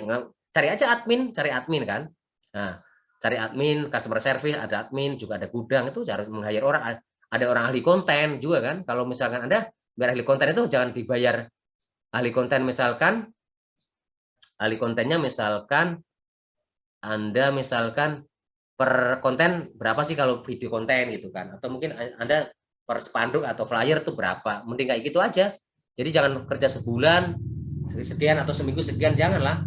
Sok begini ini speknya kayak gini, nanti kalau nggak ini tinggal ini berapa gitu kan, per produk atau per by project gitu kan, seperti itu. Terus yang kedua adalah gimana caranya Anda mendapatkan skill ya.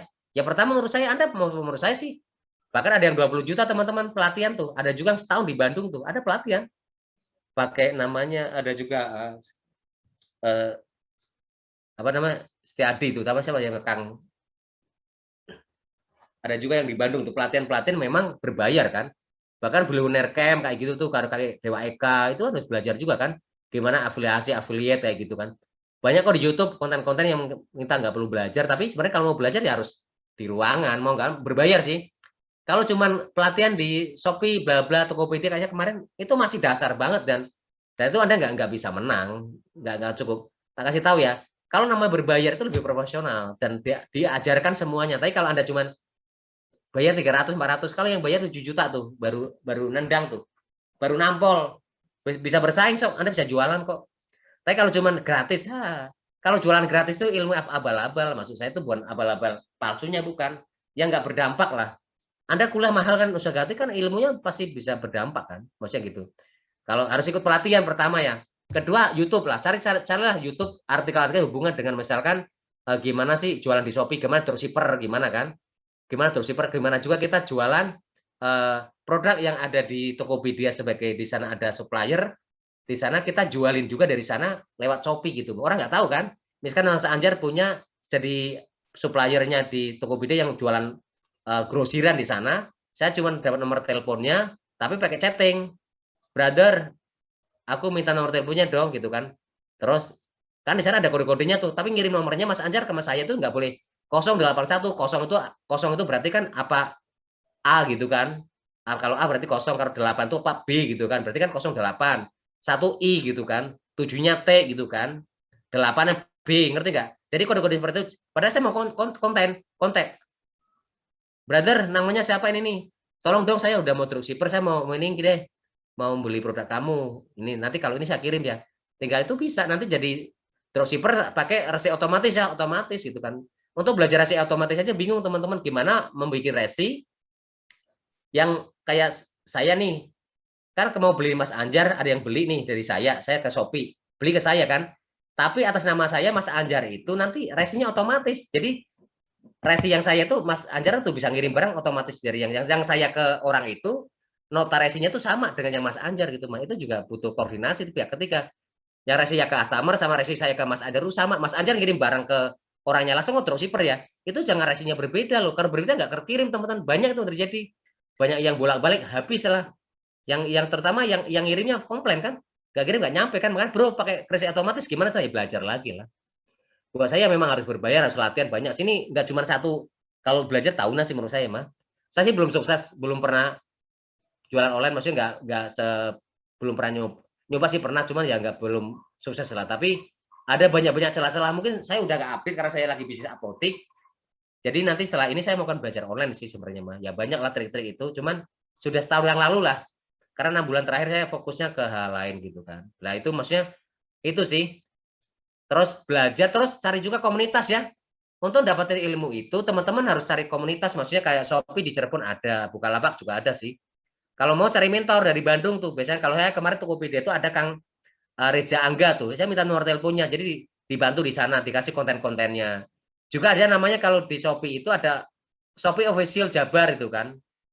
Tinggal kontak-kontak aja mereka, bro aku mau ini pakai, kalau mau iklan gimana sih gitu kan.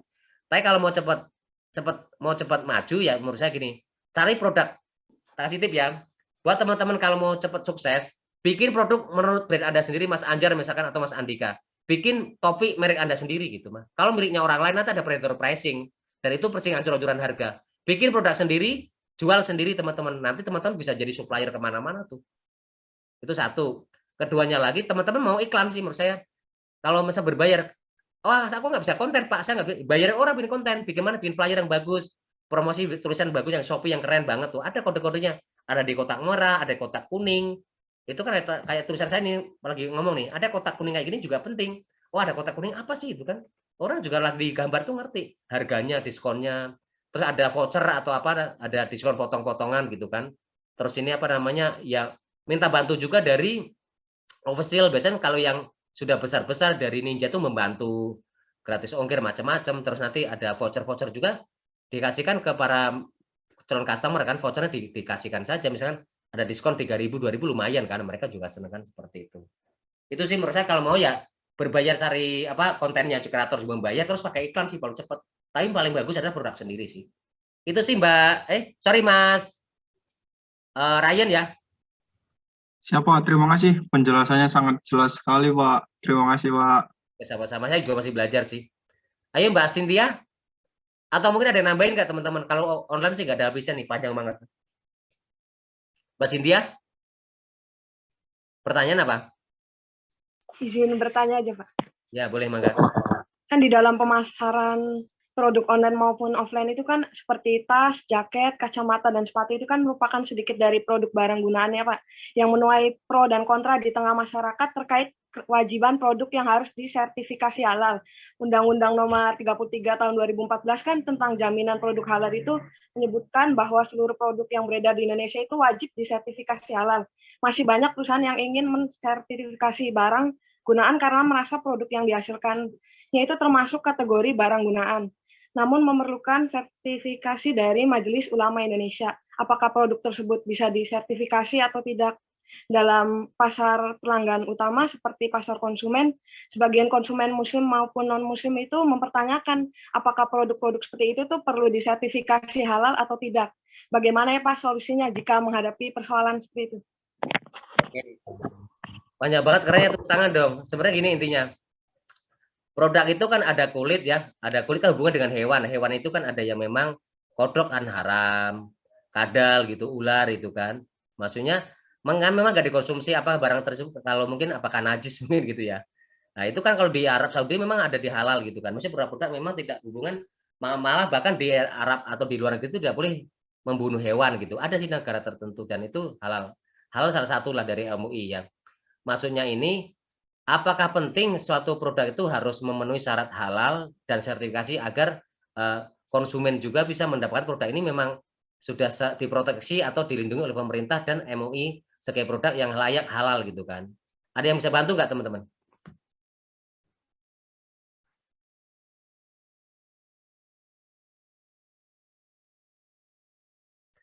Contohnya misalkan tas atau jaket kan dari hewan nih teman-teman. Nah itu kan perlu ya. Kalau mungkin kalau yang dari tumbuh-tumbuhan kan nggak perlu halal teman-teman ya. Misalnya kalau dari daun pisang atau pelepah pisang itu kan ada tas juga kan.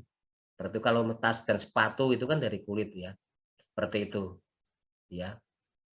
Ada yang bisa bantu teman-teman? Ini pertanyaannya keren nih. Ini Undang-Undang Nomor berapa? 33 ya? 2000 berapa? 2014 2004. Ada nggak teman-teman yang bisa bantuin? Bantuin, Pak. Ya, mangga Mas Anjar, gimana Mas? Kalau menurut saya mah tetap harus ada apa namanya halal sih. Soalnya kan kita kan hidup di negara yang mayoritas Islam gitu. Kecuali kalau misalkan target pasarnya si Cynthia keluar itu ya is oke aja sih. Tapi kalau misalkan buat di sini, kalau menurut saya mah ya sebaiknya lah yang halal. Karena kan biar lebih ngejangkau pelanggan itu lebih luas daripada yang belum ada halal kayak gitu. Oke sih, thank you Mas Anjar, kata Mas Anjar nih Mbak Cynthia dan teman-teman ya. Karena di Indonesia kan Muslim ya, jadi harus ada halal, itu kan penting ya. Maksudnya kalau memang bukan negara Muslim mungkin halal tidak penting lah, atau mungkin di luar negeri gitu kan tidak dibutuhkan. Karena kita negara Muslim dan terbesar di dunia itu halal penting gitu kan. Nah, tapi maksud di sini pertanyaan itu tas ya, tas dan apa? Dan jaket kulit Mbak ya. Dan kacamata. Kacamata, tapi bukan makanan ya, bukan ya? Bukan makanan kan? Bukan, Pak. Ya oke, yes. Tahu. Ini yang bukan makanan ya? Perlu halal apa tidak gitu kan? Seperti itu. Ya. Ada lain? Ini bukan makanan ya. Tapi Mas Anjar tadi kan mungkin mungkin dikirain makanan ya. Bukan Mas, bukan makanan.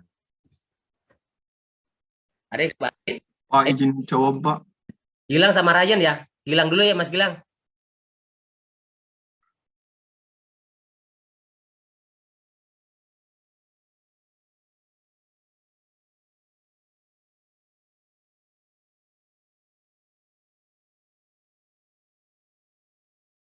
Oke, sip. Mas Gilang katanya dengan apa statementnya kan ini karena bukan dikonsumsi barang yang dipakai itu tidak perlu pakai halal haram kan, karena walaupun itu dari hewan gitu kan, beda sama dikonsumsi terhadap tubuh manusia itu kan penting ya untuk disertifikasi halal seperti itu. Sip, tepuk tangan dong, keren. Ayo Mas Ryan, tadi Mas Ryan mana hilang tuh? Keren-keren apa jago-jago nih? Mas Ryan gimana Mas? Menurut saya Pak, tergantung segmentasinya dulu sih Pak.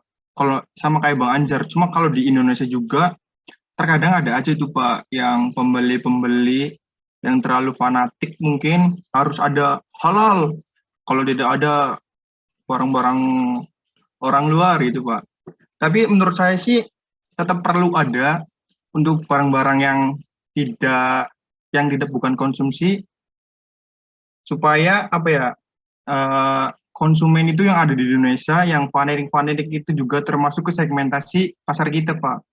Biar pembeli itu juga udah percaya, terus brand image-nya juga jadi lebih baik karena udah ada dan tersertifikasi halal Pak. Jadi lebih memudahkan kita untuk memasarkannya Pak. Seperti itu. Oke, kata Mas Ryan sih walaupun nggak dikonsumsi tetap harus ada legalitas sertifikasi halal karena ini kita hubungan dengan apa hewan dan sebagainya, karena di Indonesia itu memang penting negara Muslim, jadi untuk halal itu orang memudahkan komunikasi, jadi orang yang tadinya nggak mau beli jadi percaya karena itu ada label halalnya ya kan, seperti itu. Mungkin yang lain ya, tepuk tangan keren-keren nih. Saya Pak mau jawab Pak. Baik, Mansur gimana nih? Saya sih sepakat dengan Mas Gilang ya Pak. Jadi kalau produk yang bukan makanan tuh tidak harus mempunyai sertifikasi halal Pak. Karena kalau dari kulitnya, misalnya jaket kulit Pak, kan dari yang awalnya najis, itu kan pasti ada tahapan-tahapan untuk bisa menjadikan suci untuk dipakai Pak. Jadi kalau untuk sertifikasi halal, saya rasa tidak usah Pak. Karena pasti yang memproduksi ini tahu cara mengelola produk tersebut itu gimana untuk dijual dan tidak memerlukan sertifikasi halal juga kalau menurut saya. Oke, thank you Mas Mansur. Ini ada dua kubu nih. Pak, boleh menyanggah nggak Pak? Jawaban Mansur. Siapa tadi? Mansur. Saya yang menjaga sama nyangga? Rian Pak. Hah? Ryan Pak, Ryan. Rian sama Anjar nih, dua kelompok nih. Ayo mangga, ayo. Seru banget nih. Benar Mbak Cindy. Gimana tuh? Menurut saya Pak, kalau misalkan tadi seperti Mansur bilang perusahaan tahu bagaimana cara mengelolanya, ya menurut saya kan ini tentang suatu halal dan haram atau najis, man. Kalau tentang seperti itu tidak hanya bisa misalkan kulit cicak gitu kan. Kalau bikin tas kan itu nggak sembarangan itu. Maksudnya bukan dalam artian bukan cuma dicuci atau dikasih zat buat ngawetin itu Pak. Itu kan ada masih sedikit zat-zat najisma dari hewan tersebut. Jadi tidak semudah itu, Ferguson. Terima kasih. Menurut saya itu Pak. Keren banget. Izin menyangka lagi Pak. Nambahin Rian Pak. Hah? Nambahin Rian Pak. Ya, kok biarin aja Mas Mansur, kelompok Gilang sama Mansur, Anjar sama Ryan. Ayo gimana yuk Mas Anjar? Jadi gini ya menurut saya Mansur.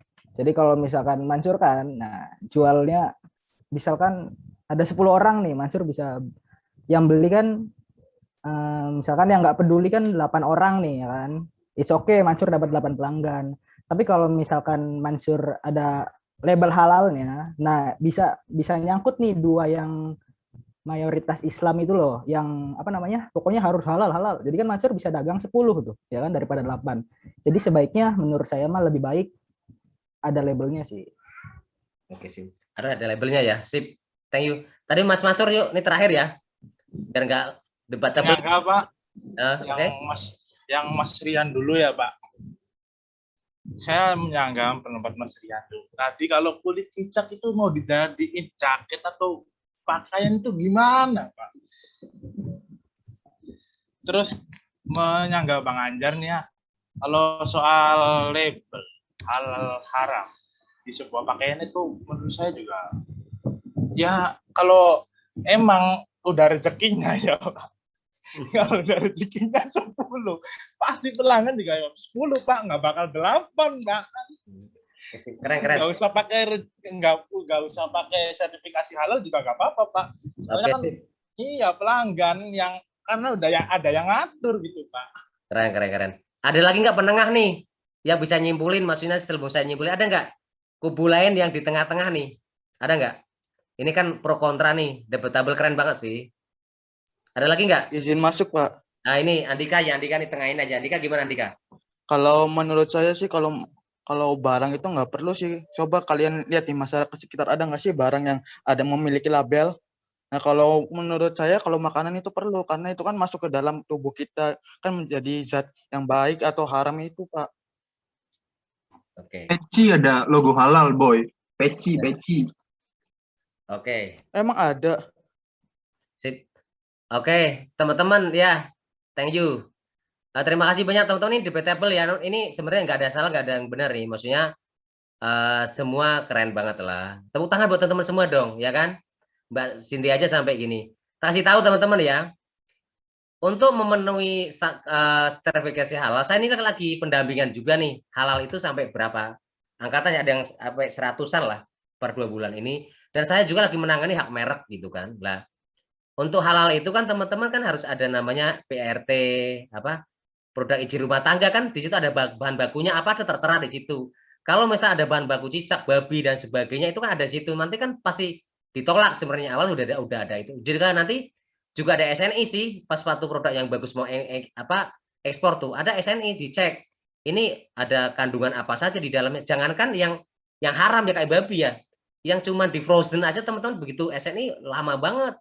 Air aja teman-teman lama loh, air putih loh. Jangan tanya tuh air dari gunung dari mana, harus masaknya seperti apa, alurnya itu harus bersih semua, nggak ada kucing, nggak boleh ada debu, itu kan segitunya ya, maksudnya untuk apalagi kalau untuk membuat. Nah gini teman-teman, ini jadi tengah-tengah ya, maksudnya gini.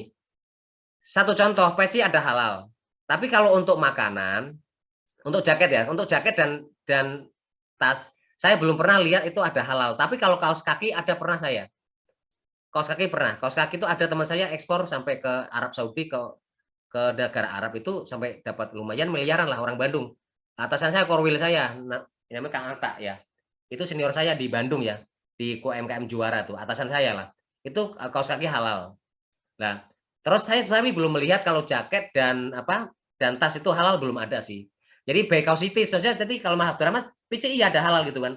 Tapi benar juga grupnya Mas Masur dan kawan-kawan nih Mas Gilang bahwa kalau makanan dikonsumsi itu wajib untuk misalkan keripik ya, ada halal haram misalkan. Nah, ini halal haram itu pertama teman ada uji halal haram. Halal haram itu gini. Untuk baju-baju ada. Tapi kalau untuk restoran itu nggak halal haram teman-teman. Tapi adanya kelayakan tuh nggak? Like sehat, ngerti nggak? Restoran tuh nggak ada halal haram. Like sehat itu ada di sana mah. Nah di situ nanti like sehat itu sama dengan halal haram, cuma di restoran, ngerti nggak? Kelaikan tuh like sehat gitu kan. Berarti kalau nih haram berarti kan nggak lolos gitu kan, seperti itu. Nah kalau halal itu kayak makanan yang memang untuk makanan yang disimpan tuh teman-teman, kayak keripik, pisang, terus misalkan jamu gitu kan, misalkan yang ada maksudnya bahan bakunya ada terserah di situ kan, seperti itu. Jadi sebenarnya memang kalau kita harus membaca halal haram ini nggak habis-habis kalau debat ini yang bisa itu. Tapi untuk kaos kaki ada teman saya, terus peci ada gitu kan. Tapi kalau untuk kasusnya Mbak Cynthia jaket dan tas saya belum melihat untuk ekspor harus halal gitu dengan hal-hal label gitu. Saya belum lihat. Tapi kalau kaos kaki itu memang beberapa negara yang Arab ya mungkin ya, saya nggak tahu kalau yang Arab juga tas mungkin atau saya belum mendengar juga. Mungkin bisa aja dieksportir luar di sana ke Arab itu harus halal, bisa jadi sih. Tapi gini teman-teman, tak kasih tahu tidak hanya makanan, tidak harus fashion, tapi ada juga halal teman-teman. Tahu nggak? Krim, sabun. Satu punya sabun harganya kalau yang pernah dengar nggak beli sabun harganya 50.000 pernah nggak? Satu biji nih segini. Pernah nggak? Pernah dengar nggak? Di dokter kecantikan pernah nggak?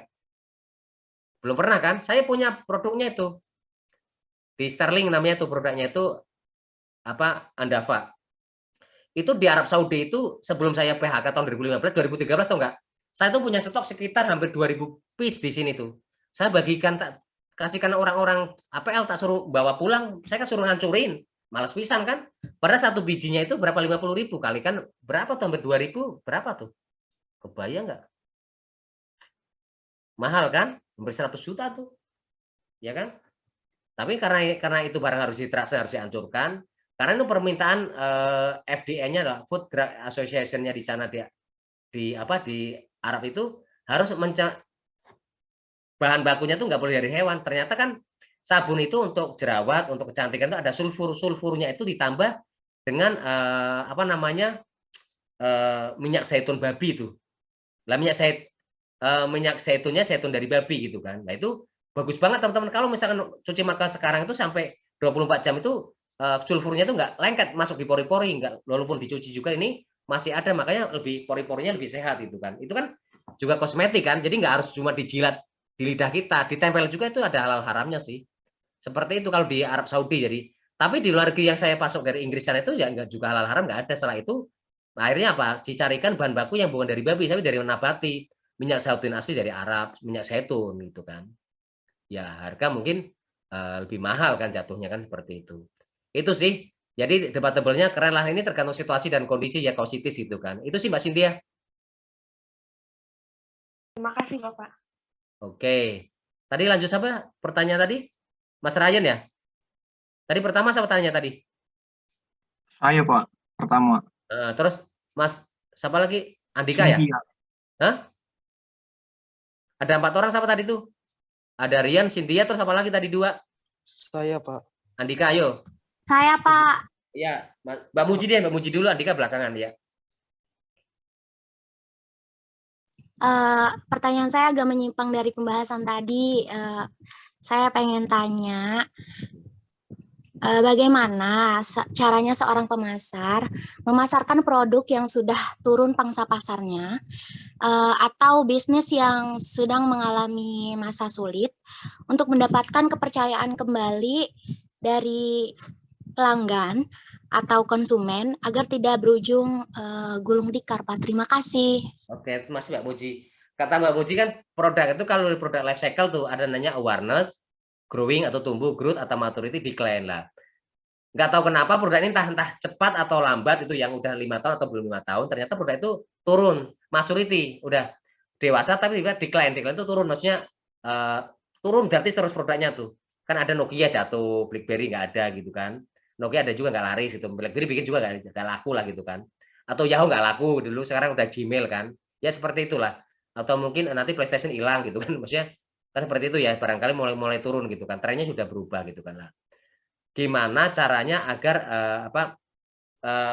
produk tersebut tuh bisa apa tadi Mbak Muci? Waktu kita turun tuh biar bangkit dan tidak bangkrut ya? Iya, Pak.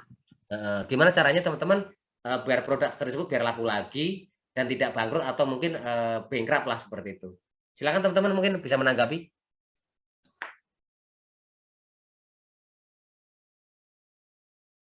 Anda seolah jadi manajer pemasaran nih atau direktur pemasaran, tiba-tiba drop shot aja nih salesnya. Apa yang harus Anda lakukan? Gilang ya 16 ya, Gilang gimana Mas?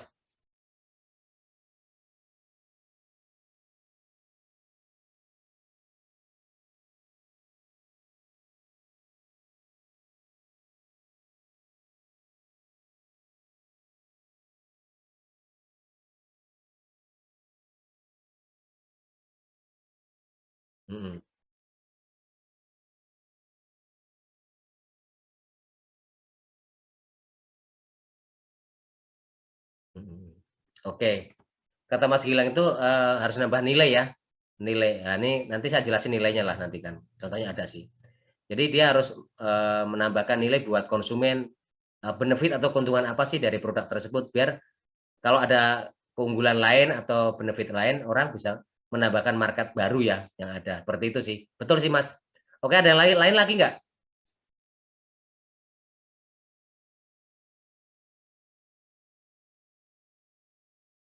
Ada nggak teman-teman? Menambahkan edit value ya, maksudnya value-value yang mungkin nggak tercapture sebelumnya tuh. Karena produk ini kan udah lama kan. Nah teman-teman kan pernah pakai Panadol ya, Panadol kan lama tuh. Sakit kepala, sakit gigi, pil batuk pilek itu juga sama, itu kan caranya tadi menambahkan value-value sebenarnya produk itu kan udah lama semua kan. Obat asam urat juga dari dulu kala nggak tergantikan itu, Mas. Seperti itu. Ada yang nambahin nggak, teman-teman? Kayaknya Mas Ryan nih senyum-senyum aja nih. Mas Andika, gimana Mas Andika?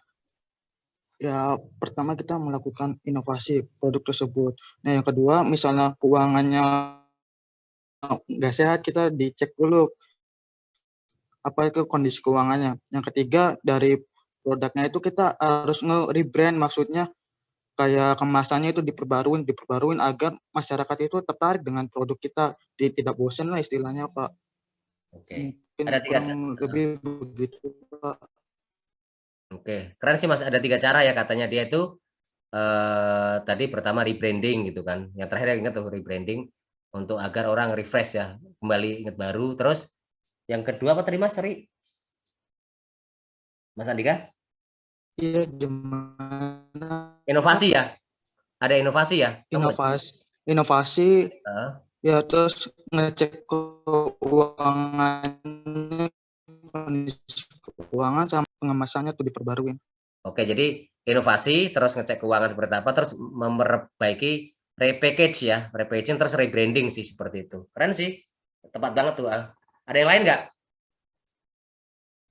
Anjar Pak. Mas Anjar gimana Mas? Kalau menurut saya itu, kalau misalkan saya masih ini berandai-andai ya manajer misalkan Pak, saya pasti bakal mengecek dulu strukturnya Pak. Misalkan struktur mana nih yang salah, misalkan apa yang di pemasarannya kah, apa di produksinya kah.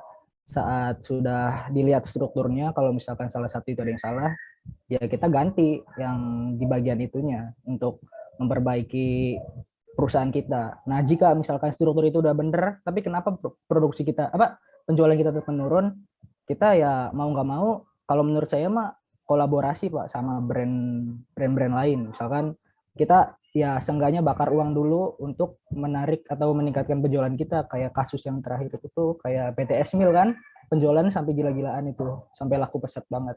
Ya kalau menurut saya sih kolaborasi sama perusahaan lain atau ya orang penting lain lah. Terima kasih Pak.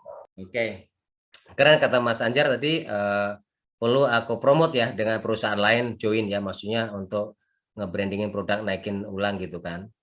Terus tadi yang pertama Mas, sorry Mas, tadi itu cari struktur ya. Ya, strukturnya, Pak. Konfigurasi timnya itu ada yang salah nggak? Maksudnya performance index KPI-nya tuh, atau ada yang tim salah nih bagian promosi, mungkin message-nya ya kan, pesannya, promosinya di iklannya juga salah, terus tim salesnya juga di lapangan kurang jago, perlu diruntut ya kan. Apakah mungkin produk yang salah gitu kan? Kita bisa dilacak seperti itu.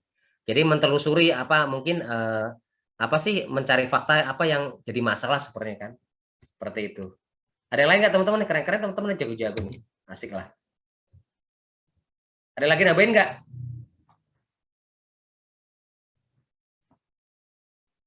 Oke, teman-teman ya jawab ya.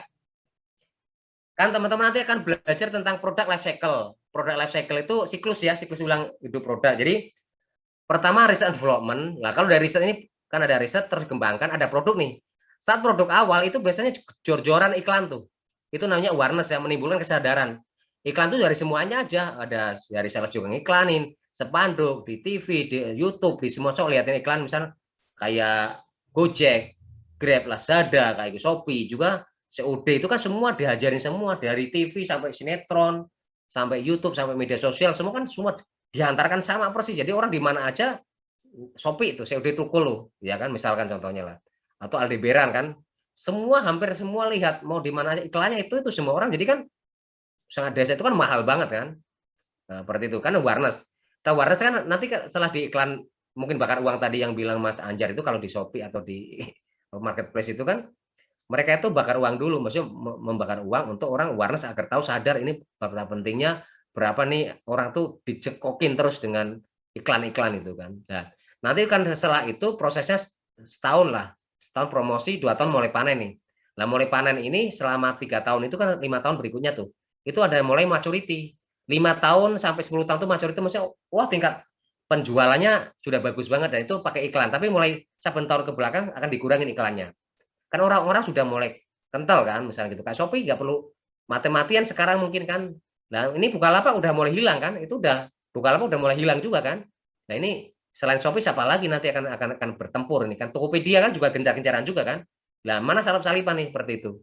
Ya Lazada mungkin tambah sedikit-sedikit pakai artis, influencer, endorser gitu kan. Nah, setelah maturity itu biasanya kalau selama 10 tahun udah maturity, decline, itu saya anggap wajar. Decline itu kan turun tadi ya, penurunan. Nah, cuma pertanyaannya Mbak Muji itu tuh sudah 10 tahun atau tidak gitu, Mas? Maksudnya penurunan itu apa baru-baru? Nah, Mbak Muji, yang Anda bayangkan pertanyaan itu produk memang maturity secara alamiah memang di atas 10 tahun atau ujuk-ujuk baru 2 tahun tiba-tiba turun gitu, Mas? Belum 10 tahun, Pak. Belum 10 tahun, berarti Mas, nah ini, makanya jawab nih. Kalau belum 10 tahun, jawabannya kan Mas Anjar. Kita cari backbone fish ya, masalah problem solving kan. Ini kan masalah salesnya nggak jual-jualan nih, kepalanya nggak jualan ujungnya. Dicari dulu kepala nih, duri-durinya ke belakang. Bone fish kan tulang-tulang ke belakangnya sampai ternyata pertama iklannya nggak tepat, ya kan ini kan promosinya tidak tepat sasaran, terus anggarannya membludak gitu kan. Terus sim salesnya tidak jago-jago di market, distributor channelnya tidak lengkap ini kan, promosi online dan offline-nya juga tidak kompak gitu kan. Terus bikin desain message-nya, pesannya juga kurang bagus, perusahaan tidak mengena, mungkin terlupakan lah, kayak mungkin rokok EC zaman dulu tuh nggak ngerti, EC itu tak pikir nggak rokok, tak pikir minyak wangi gitu kan. Atau mungkin apa ya, iklan-iklan yang memang tidak teringat di kepala manusia orang-orang yang diiklankan gitu mah. Saya nggak tahu Lazada kayak apa ingatnya, Bukalapak, Tokopedia, tapi kayaknya tahu kalau COD itu adalah Shopee gitu. Buat saya sih, maksudnya saya paling gampang, saya nggak nginget yang lain gitu mah. Gitu kan. Ada Anas Monica, ada juga yang dokter siapa tuh. Saya juga nggak inget itu kan apa, juga nggak ngerti kontennya. Kadang nyari influencer juga atau endorse celebrity endorse juga harus tepat itu mah. Ya, menurut saya Shopee yang paling tepat, Shopee. Mungkin mahal banget kan. Nah itu kan, kalau memang masalahnya belum 10 tahun, berarti kan misalnya taruhlah 8 tahun gitu kan. Itu kan lagi panen-panennya, masa turun? Berarti mah satu, apakah kualitas produknya memang banyak yang rusak, juga dicek juga bisa kualitas produknya mungkin kan. Ya. Terus apa banyak reject, terus banyak juga mungkin apa yang janjikan asuransi atau garansinya tidak sesuai klaim-klaimannya seperti apa gitu kan. Terus semakin lama mungkin kualitas produknya menurun dan sebagainya, quality control dicek dulu internal perusahaan dulu nih. di internal dulu kan, seperti itu. Terus promosinya mungkin lebih nggak jauh-jauh lah. Terus kalau memang produk itu sudah di atas 10 tahun, itu bisa dilakukan Mas Ryan, Mas Gilang, tapi siapa ya tadi ya? Itu memang perlu rebranding, repackage, ya kan? Atau message pesan ulang, promosi pesan ulang dengan value yang baru, itu benar. Tapi kalau misal masih baru, nah terus juga kalau misalkan nggak dongkrak, itu kayak Mas Anjar juga tadi mah, perlu co-promote dengan perusahaan lain, atau mungkin gini, kalau di saya mah nggak usah perusahaan lain lah. Bisa aja, saya punya Panadol, tapi saya punya obat Activate. Jadi saat Activate laris, saya Panadol tempelin tuh. Sama Activate gandengan tuh, co-promote bareng-bareng tuh. Jadi saat jualan Activate 1 bonus Panadol 2 biji gitu kan. Ngerti nggak? Ya bisa aja co-marketing kayak gitu. Co-branding juga bisa sih, branding bareng-bareng tuh. Atau co-promotion juga bisa bareng-bareng sih. Ngikutin yang udah sukses. Kalau saya gini, paling gampang kalau saya ingin terkenal di Cirebon, saya deketin Pak Impron lah, Kabupaten Cirebon kan, atau Bu Wakil gitu kan. Atau mungkin kepala dinas, buat saya teman saya nongkrong gitu mah. Buat atau gaji apot lah, buat kalau saya misal, atau Pak Adi Beridi lah. Kalau biar naikin popularitas saya nongkrong Pak Rektor, sama orang penting Pak Dekan itu Mas. Maksudnya cara saya nge-branding itu, saya harus promosikan, saya harus ketemu orang-orang hebat ini kan. Dan aku bisa, citranya bisa, oh tongkrongannya orang-orang elit juga nih, pengusaha, pemerintah, orang-orang penting gitu kan. Walaupun kakak saya juga orang penting nomor 2 di sana, di kampung gitu kan. Maksudnya, seperti itulah, maksudnya nggak perlu juga promosi di sini gitu Mas. Tapi minimal lah untuk meningkatkan traffic kan seperti itu. Itu sih sebenarnya jurusnya itu di kita lebih tergantung jawabannya 10 tahun atau belum. Kalau udah 10 tahun lah gini. Kalau udah 10 tahun udah mendekati 20 tahun kan nanti royalti atau lisen itu kan habis. Sebelum itu mungkin 10 tahun dijual lisensinya atau enggak. Kalau lagi loyo dijual aja Mas Anjar. Aku punya Panadol nih, mau nggak kamu ambil 1 miliar? 1 miliar berapa lama Pak? Seumur hidup deh. Ambil itu Panadol ya. Tapi yang produksi aku, kamu yang ngejualin mau nggak gitu Mas. Itu sih. Menjual lesson ya. Hak patentnya dijual tuh seperti itu. Nanti kalau udah 20 tahun, setelah misal 10 tahun ke depan, 10 tahun nanti kamu bisa produksi sendiri deh. Gitu. Atau juga paling gampang dijual orang lain untuk mempromosikan, udah kamu jual orang lain. Jadi kita nggak fokus promosi, ngerti nggak? Biar orang lain jualin nanti ya dia beli berapa. Kalau misal per bijinya Panadol itu 100.000 ya udah jual kita 1.000 dia untung buat dia gitu. Ya yang penting kamu atur lah, target ada sih kan. Seperti itu. Gimana Mbak? Sorry, Mbak Muji gimana Mbak? Iya Bapak. Seperti itu ya. Keren ya, maksudnya ini salah satu kelas yang proaktif nih, seneng banget saya. Yang terakhir nih Mas apa tadi? Saya Pak. Mas Andika gimana Mas? Izin bertanya Pak. Saya tuh heran sebenarnya sama penjualan seminar motivasi atau seminar kiat-kiat sukses yang sejenis lah pokoknya. Nah, padahal tuh latar belakang kita sama pemotivasi itu berbeda. Nah, dari itu tuh apa namanya? Bentar Pak. Nah, setelah itu dia itu ujung-ujungnya tuh jual produk. Nah, setelah itu dia pernah berkata beliau tuh pernah berkata keluar dari zona nyaman, tapi mereka sendiri tuh masih tetap jualan seminar sama menjual produk, Pak. Sekian, terima kasih, Pak. Sorry, pertanyaan apa tadi? Pertanyaan apa, sorry? Pertanyaannya.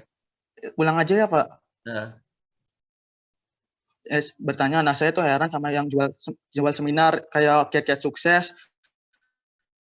Nah, padahal latar atau billionaire camp ya, billionaire camp gitu kan. Kita sama mereka itu berbeda. Nah, terus itu beliau itu pernah ngomong keluar dari zona nyaman, tapi sendirinya itu masih berada di zona nyaman, kayak jual seminar, kayak jual produk gitu, Pak. Kurang lebih begitu. Oke. Ini Mas Andika ya, ini pertanyaan sangat sulit sebenarnya sih ini. Jadi kan seorang kayak misalkan orang motivator, misalnya Mario Teguh ya, dia menceritakan jualan seminar. Terus dijual seminar itu juga Ipo Santoso lah paling gampang lah. Propolis ya, Ipo Santoso paling gampang itu. Dia tuh jual seminar motivasi, tapi dijual propolis juga di dalamnya. Saya ingat itu kan. Jadi terus bukan ngomong ini bukan Ipo Santoso, sorry.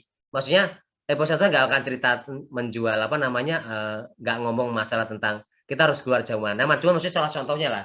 Ipo Santoso kan ikut di motivasi lah, tentang wirausaha, kiat-kiat dan motivasi lah.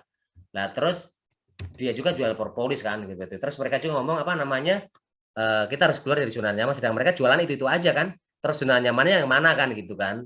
Itu teman-teman bisa menanggapi nggak?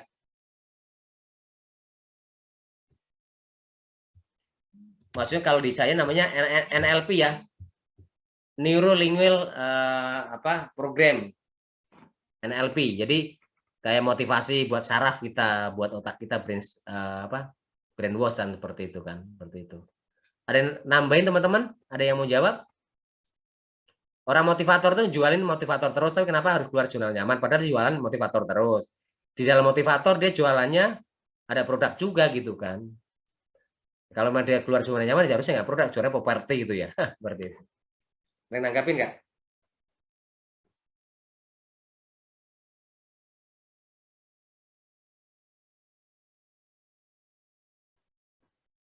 Gampang-gampang susah sih nih teman-teman. Tadi seru nih. Ini pertanyaan Mas Andika berarti Mas susah nih kan, seperti itu. Ada mungkin satu orang yang mau nanggapin? Ini kan ada masternya Mansur, ada Mas Gilang, ada Mas Ryan, Anjar, ya kan? Yang lain siapa lagi tadi ya? Yang cecep malah pada diem ya, seperti itu. Oke, kalau nggak ada nih udah sore juga ya, ini udah berapa lama nih kita mah? Jadi buat saya gini teman-teman. Jadi kalau misalnya mereka kan NLP ya, lingual program ya. Jadi kayak mereka tuh menjual sesuatu program motivasi buat orang lain gitu kan. Mau tahu nggak teman-teman? Kalau teman-teman mau tahu kunci daripada motivasi, sebenarnya intinya apa? Tidak perlu ikut seminar sebenarnya. Buat saya loh ya. Pak Ramadi kok nggak suka gitu? Karena saya udah bosan ikut-ikut gitu. Maksudnya sebenarnya kuncinya gini, saya bukan menghalangi Anda untuk ikut seminar. Bukan meremehkan seminar, bukan.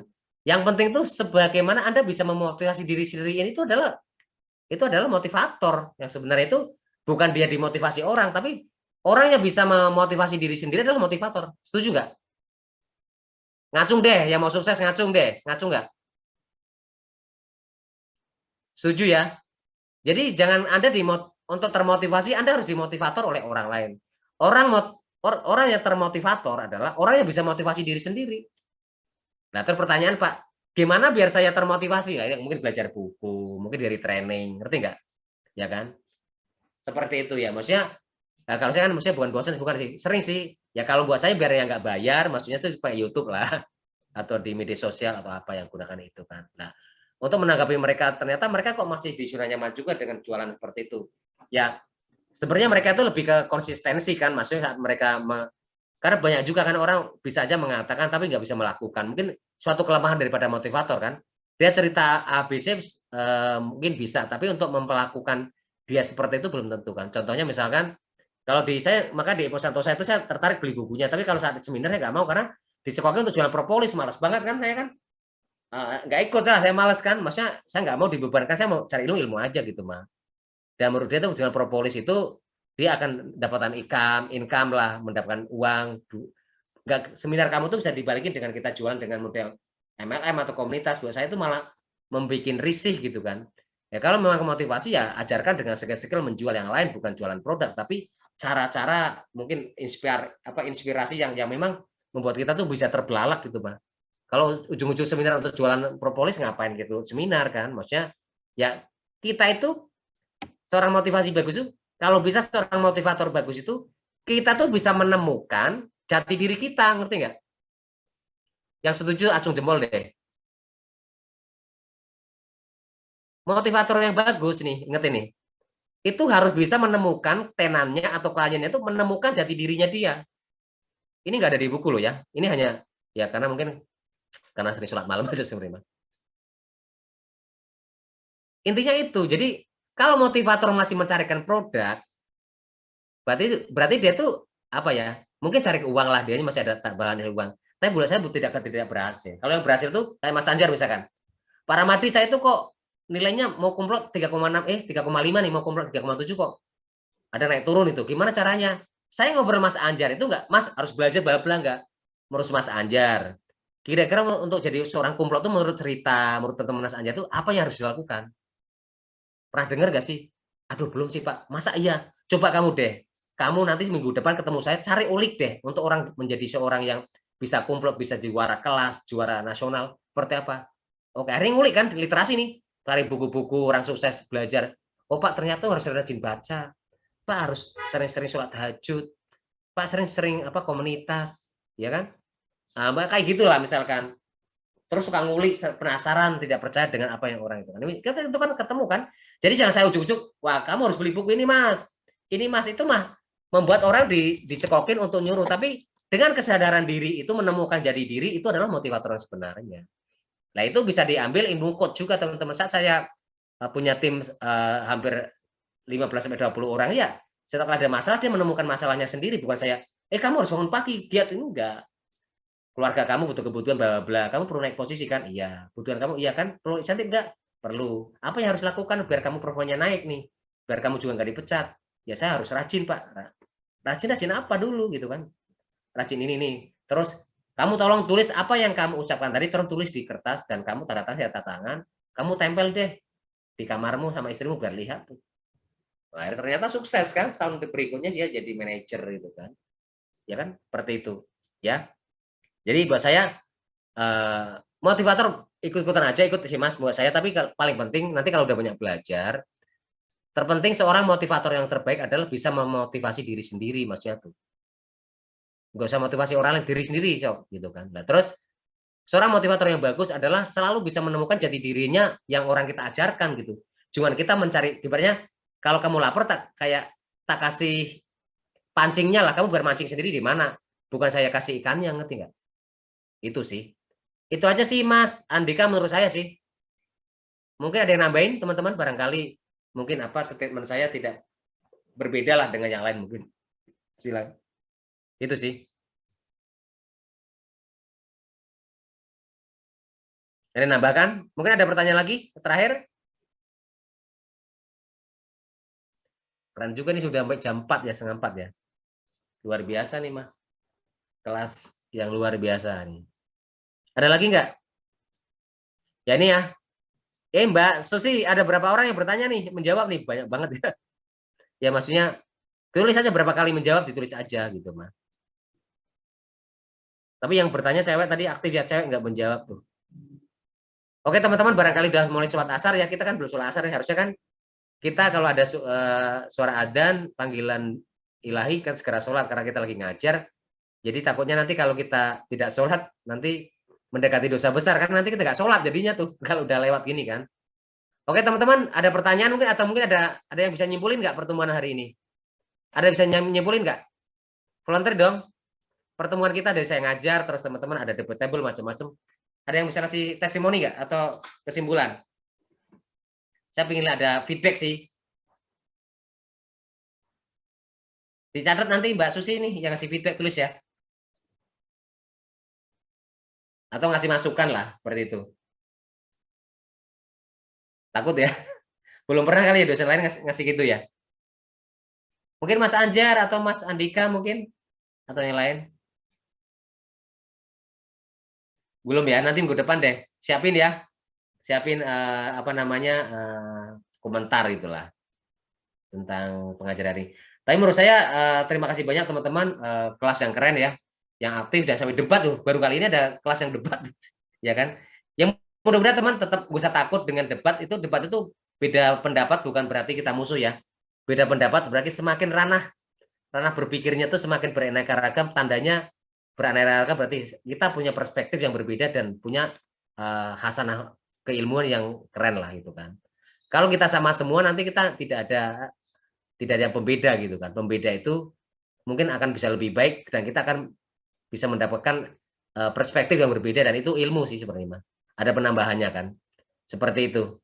Teman-teman kalau nggak ada pertanyaan, terima kasih banyak buat Mbak Cynthia, tadi Mas Rian, Mas Andika, Mbak Muji yang menjawab juga Mas Anjar, Mas Gilang, Mas Mansur, Mbak Intan Dewi tadi ya. Mudah harapannya nanti teman-teman yang lain juga, Mbak Mega juga tadi ya. Yang lain mungkin lupa sebutin. Ya, Mas Rafli mungkin barangkali bisa jawab. Oke, atau Mas Fauzan ya. Oke, Mbak Putri juga. Terima kasih banyak atas waktunya. Mudah-mudahan teman-teman selalu dalam keadaan sehat walafiat ya. Selalu dimudahkan sama Allah Subhanahu wa taala dalam rangka belajar ataupun membantu orang tua ataupun dalam ibadahnya lah, seperti itu. Kalau nggak ada pertanyaan, salam sukses dari saya. Akhirul kalam. Wassalamualaikum warahmatullahi wabarakatuh. Waalaikumsalam warahmatullahi wabarakatuh. Terima kasih Bapak. Terima kasih Pak. Sama-sama. Pak. Terima kasih Pak. Ya. Terima kasih akhirnya. Selamat malam mingguan ya. Tidur. Tidur.